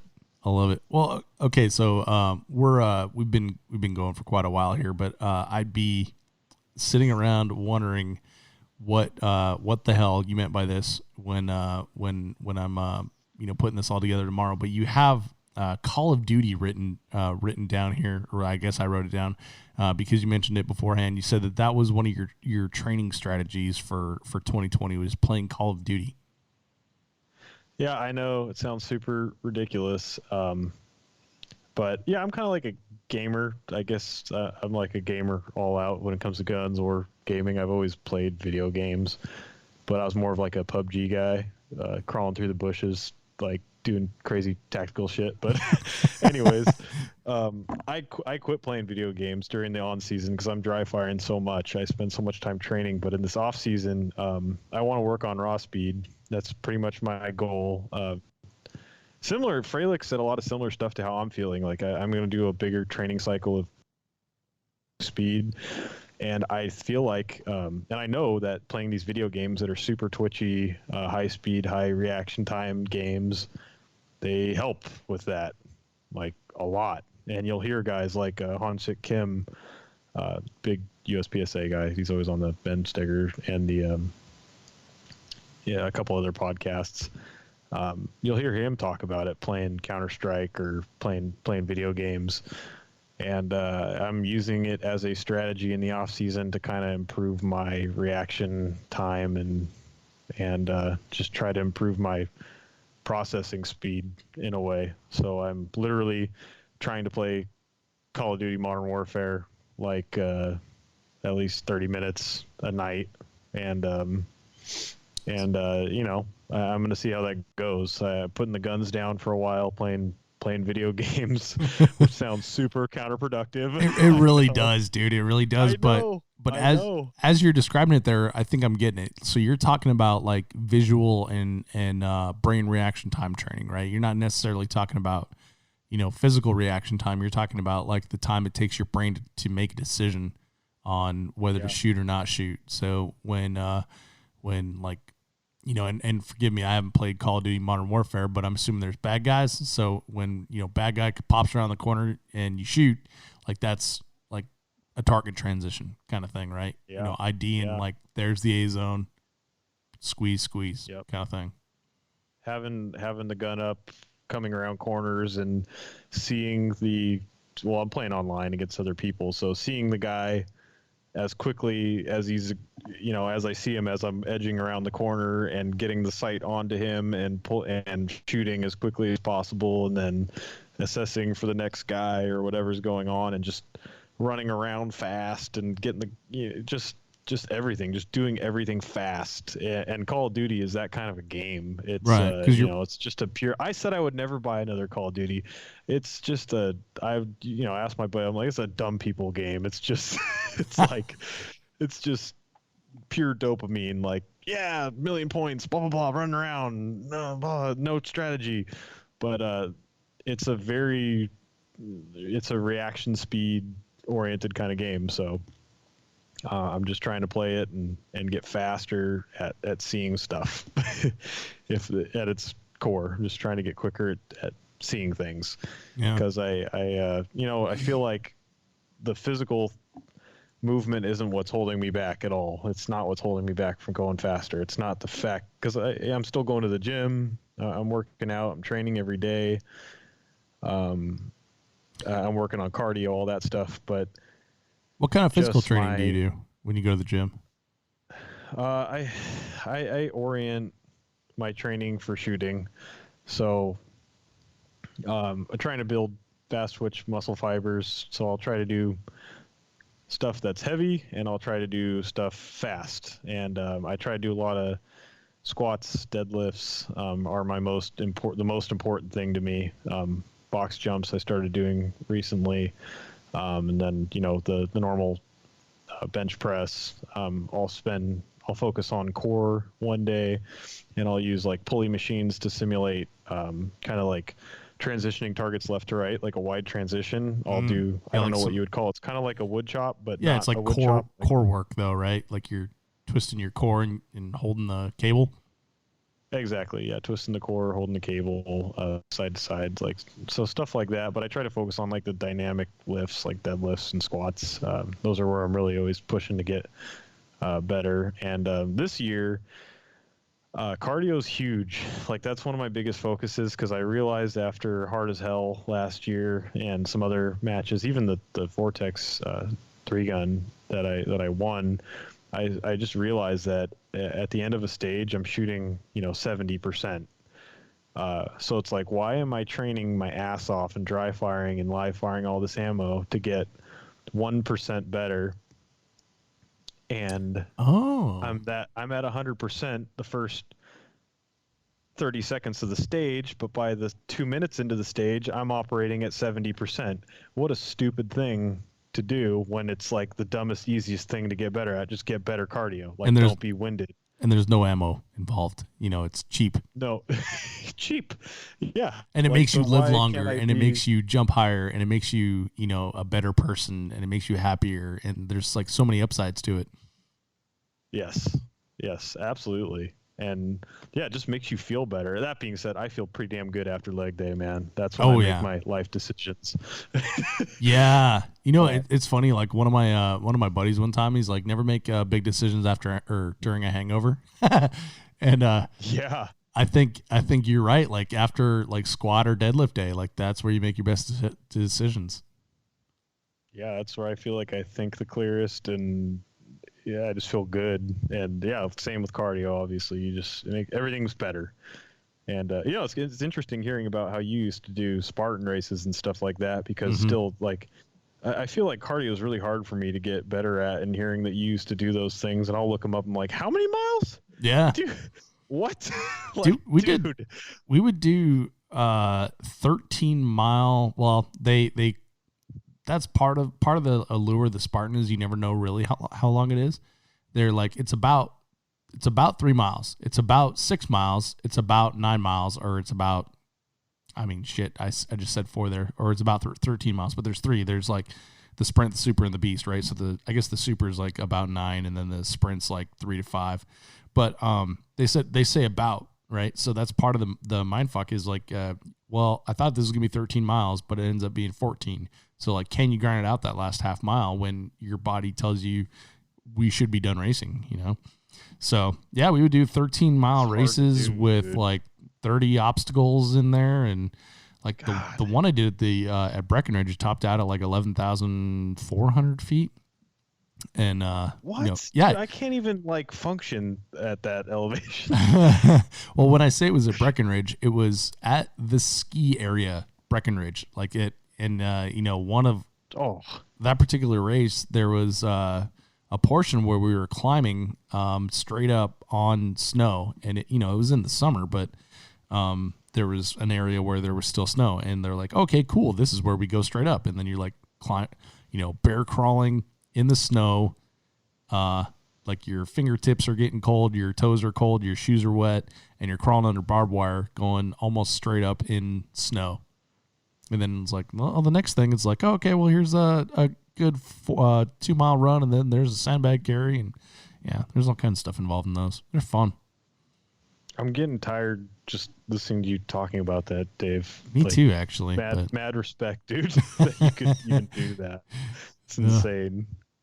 Yeah, they're great. I need to do another one. I need to put one on the schedule so I have like a reason to train again. Like, I for somewhere along the way decided, I can half-ass Spartan racing, or I can half-ass 3-gun, or I can full-ass one of them. And so I chose to, full-ass 3-gun and then start the 3-gun show. And so that's kind of what I've been doing. But unfortunately, they're complementary, and that's not something I realized at the time.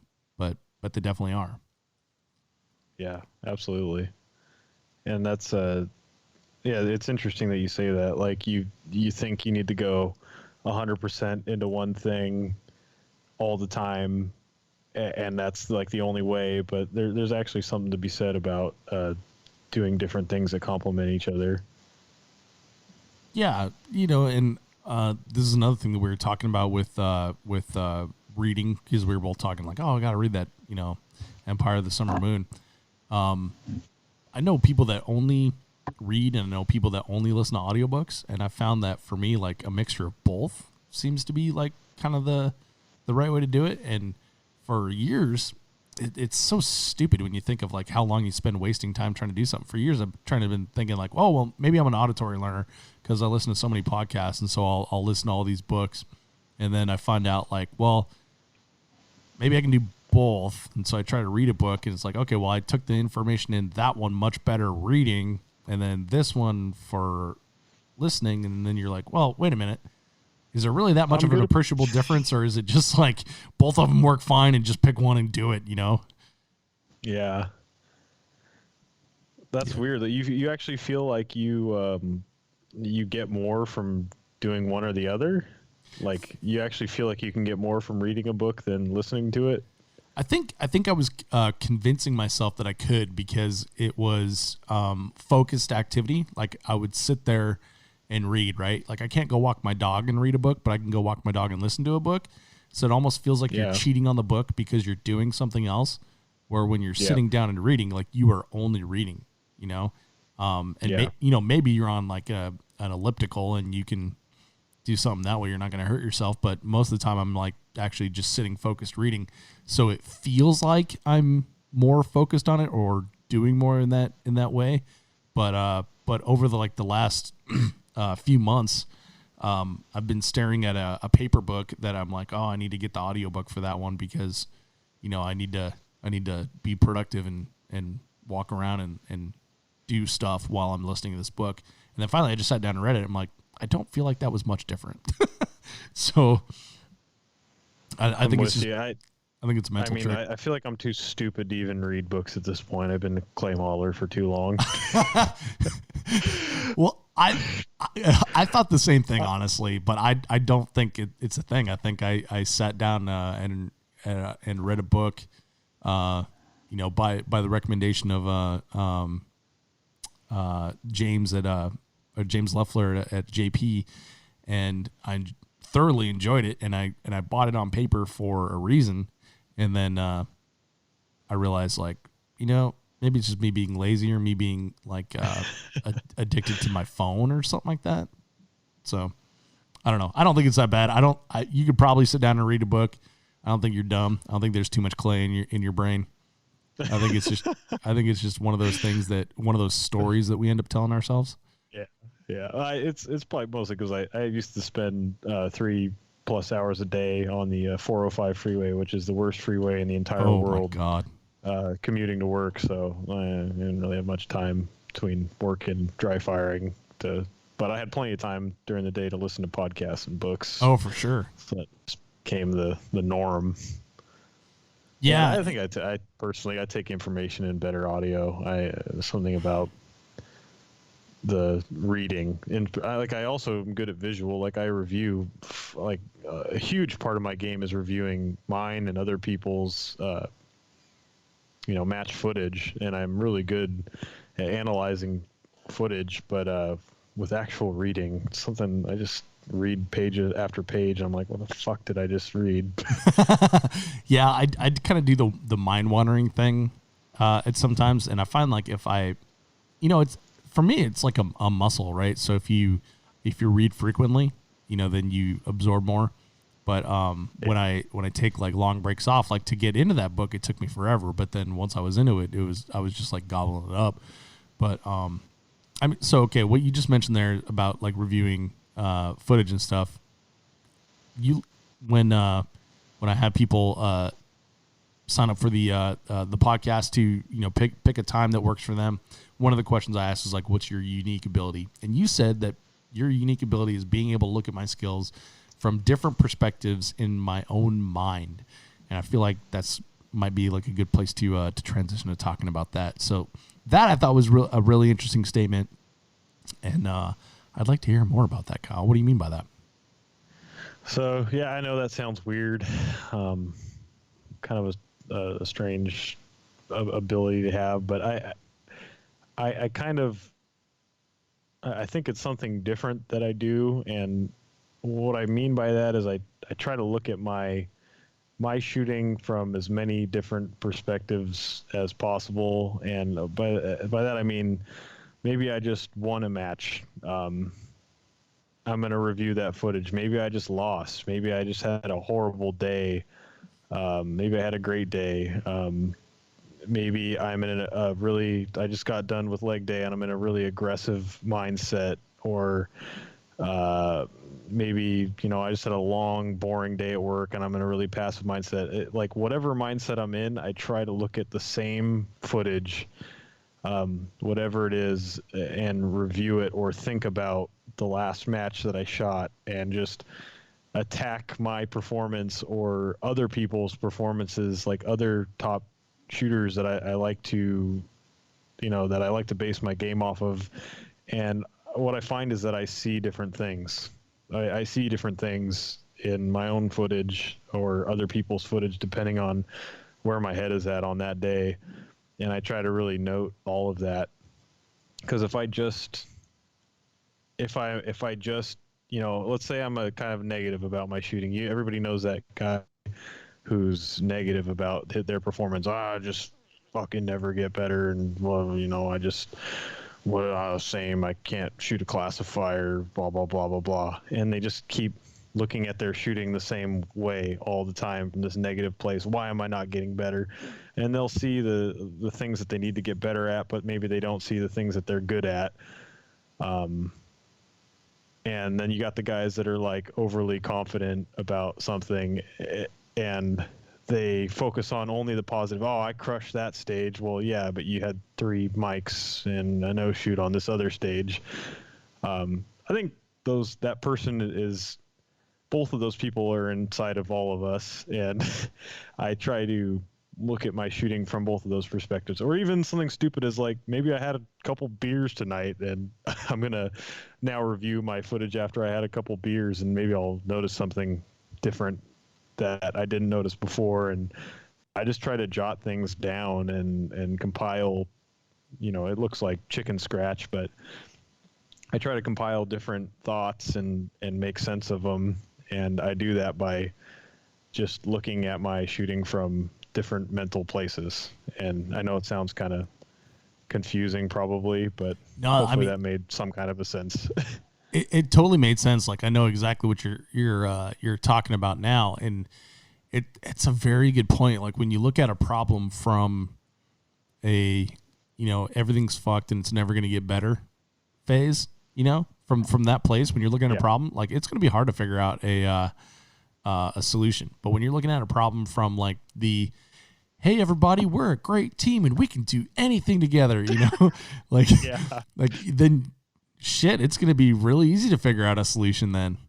So that makes a lot of sense. And when you say like doing it after leg day, I mean, that makes a ton of sense. Like my pal Jay and I were just talking about working out in the morning, and I'm not a morning person, which I don't know. If you've ever listened to me here on the podcast bitch about how early 3-gun starts, that's why, because I'm not a morning person. But I'm with you. Yeah, but so he was talking about working out in the morning and how he's like, even if I'm like not at 100% for that workout, I'm better for the rest of the day because of that workout. And so if you get yourself in that state, that heightened, you know, like you said, dopamine state of like your body's working, your blood's flowing, you feel like Superman just because you know pulled 450 off the ground or whatever, and then you look at your stage videos, that's one thing. But you know, if you're sad and you had a crappy day at work and you had to, you know, you were stuck in traffic, and then you look at your stage videos, that's a completely different perspective. So that makes a lot of sense. And it's almost something to be gained from both perspectives, in my opinion. There's things that you'll see in that negative mindset. There's things you'll see in that positive mindset. There's things that you'll see after you had a couple beers. It's just having that different, that ability to just look at it objectively as if you're seeing something new every time, and be open-minded to think of a different way to do something, or a different way to attack a issue, or to even find issues that you didn't know that you had. Like maybe when you're in that positive mindset, you're like, yeah, I'm awesome. This is great. Look at these splits and look at that. And then you're in that negative mindset where you're kind of down on yourself and you're like, yeah, look at this fucking drop step. What am I doing? Why did I do that so slow? Like, why is my gun not up as I'm coming into that position? Like, why did I think this was fine yesterday? Like, I've got a lot of work to do. Why don't I look like Max? He's way better at this than I am. Yeah, why don't I look like Max or Zach? Why can't I split my gun like Zach, like 11s? And he's got that beautiful hair.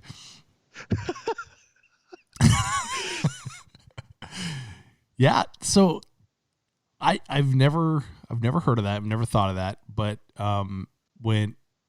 it sounds as simple as the like if you've got a problem, sleep on it and deal with it in the morning. Yeah. You know, and maybe you'll be more rested and you'll have a better point of view, kind of thing. Yep. Huh. Weird. Similar. Yeah. Similar thought, but I know it's kind of a weird one. And I'd say also one more weird thing that I do is like I find 3-gun to be, or performing in 3-gun to be, a very bipolar thing, because I'm pretty big on that whole Brian Enos book and the whole, you know, Zen hippie, trying to be in this state of awareness and to be in this super present meditative state while you're shooting. But then at the same time, I like to use like extreme aggression and be super like file all the hatred in me for those movements to explode out of a position, to get to the spot, to do something aggressively and fast, or even like my mindset going into a match, like I, you know, just have this brutal mindset of like, I'm going to win. I'm not afraid of anybody. And then also, you know, be Zen and super in this meditative state. So that's like the other thing that's very, and it's, you know, you're switching between those states of mind so quickly during a stage of 3-gun. It's a really hard thing to do. And I remember the day that I realized that, because you see those people, I'm sure you've talked about it 100 times, the guys that are doing everything like their hair's on fire, or the guys that are just kind of doing everything at this comfortable pace. And you need to be a little bit of both. You need to be both of those people. The warrior poet. So you got to be crazy. Yeah, I like it. So I was just thinking as you were saying that, because you're talking about lifting just a couple minutes ago. You know, you ever watch those dudes that like go up and do like the big squats where they have like 4 guys that are spotting them, and they're like shouting, and like they'll bang their forehead on the bar and like, and then they're like sniffing, smelling salts and like smacking their hands together, and then they get up on that bar. Smelling salts, is that a thing? Yeah, it's a thing. It's a thing. Oh shit. You should totally do that before a stage. No, I don't need that in my life. Come on, dude. Like if that was your make ready, like as you're jamming mags in your gun, you're just like shouting at yourself like ah. I think he's meth. I think he's doing meth. I don't know. Is that allowed? Like, Something's wrong with Litze. What's going on with Kyle? That'd be good, man. I think that'd be. I think that might help your game. It might be 2021. Yeah. Hey, you know what? Let's just put that into a practice session and see how it works. I'm down. Let's do it. Huh, well, I was going to say, hopefully I'll make it out to Texas and we'll work on some pistol. That would be awesome. Yeah, dude, get on out here. I got a range and I got a sack full of ammo and a pillowcase full of Glocks, so we can do that. Throw some Glocks at some targets. Let's do it. Wouldn't be the first time.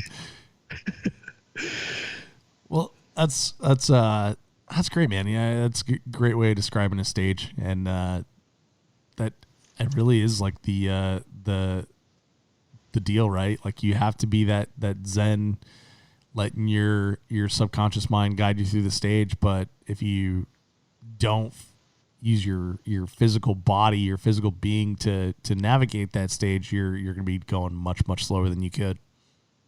Yeah. And switching back and forth is a weird thing. Yeah, it's hard to turn it on, turn it off. Yeah. Well, Kyle. Then again, it seems easy for some people like John Wydell. Yeah, well, this guy's a freak, man. Yeah, he's got no fear, man. He's 16. He doesn't have anything to worry about. Monster, absolute monster. He is, and a great kid. Yeah, he's a good person.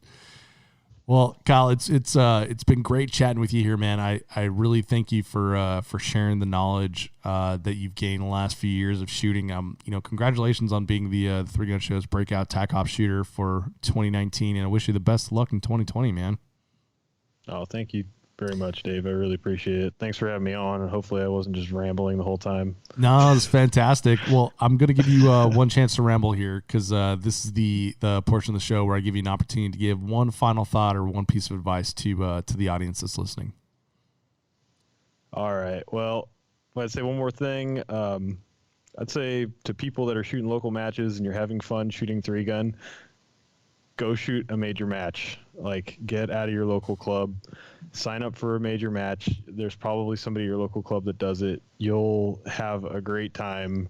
I know it probably costs a little bit more money than you'd like, or maybe time from work or whatever, but I think almost everybody who does it finds that it's a really meaningful experience, and they have a great time doing it, and just leads you into more fun. And that's really what it all comes down to, is having fun. And Epstein didn't kill himself. I cannot believe that hasn't been a final thought yet on the show, but that's a fact. Best final thought of the show. Holy crap. Good job, Kyle. Kyle, once again, man, thank you for your time, dude. It's been great chatting with you. I hope to have you on back on the show soon. Hope to see you here in Texas. And modern-technique.com is where you can catch up with Kyle if you want to learn how to shoot like Kyle does. Kyle, thanks for being on the show, man. Thanks, Dave. Talk to you later, man. Thank you for listening to the 3-Gun Show. If you like this type of content, you can support us on a monthly basis for as little as $5 by subscribing on Patreon at 3gunshow.com/Patreon. You can also give your business to the companies that support the 3-Gun Show, including Vortex Optics, JP Rifles. Until next week, I'm Dave Hartman, and I'll see you on the range.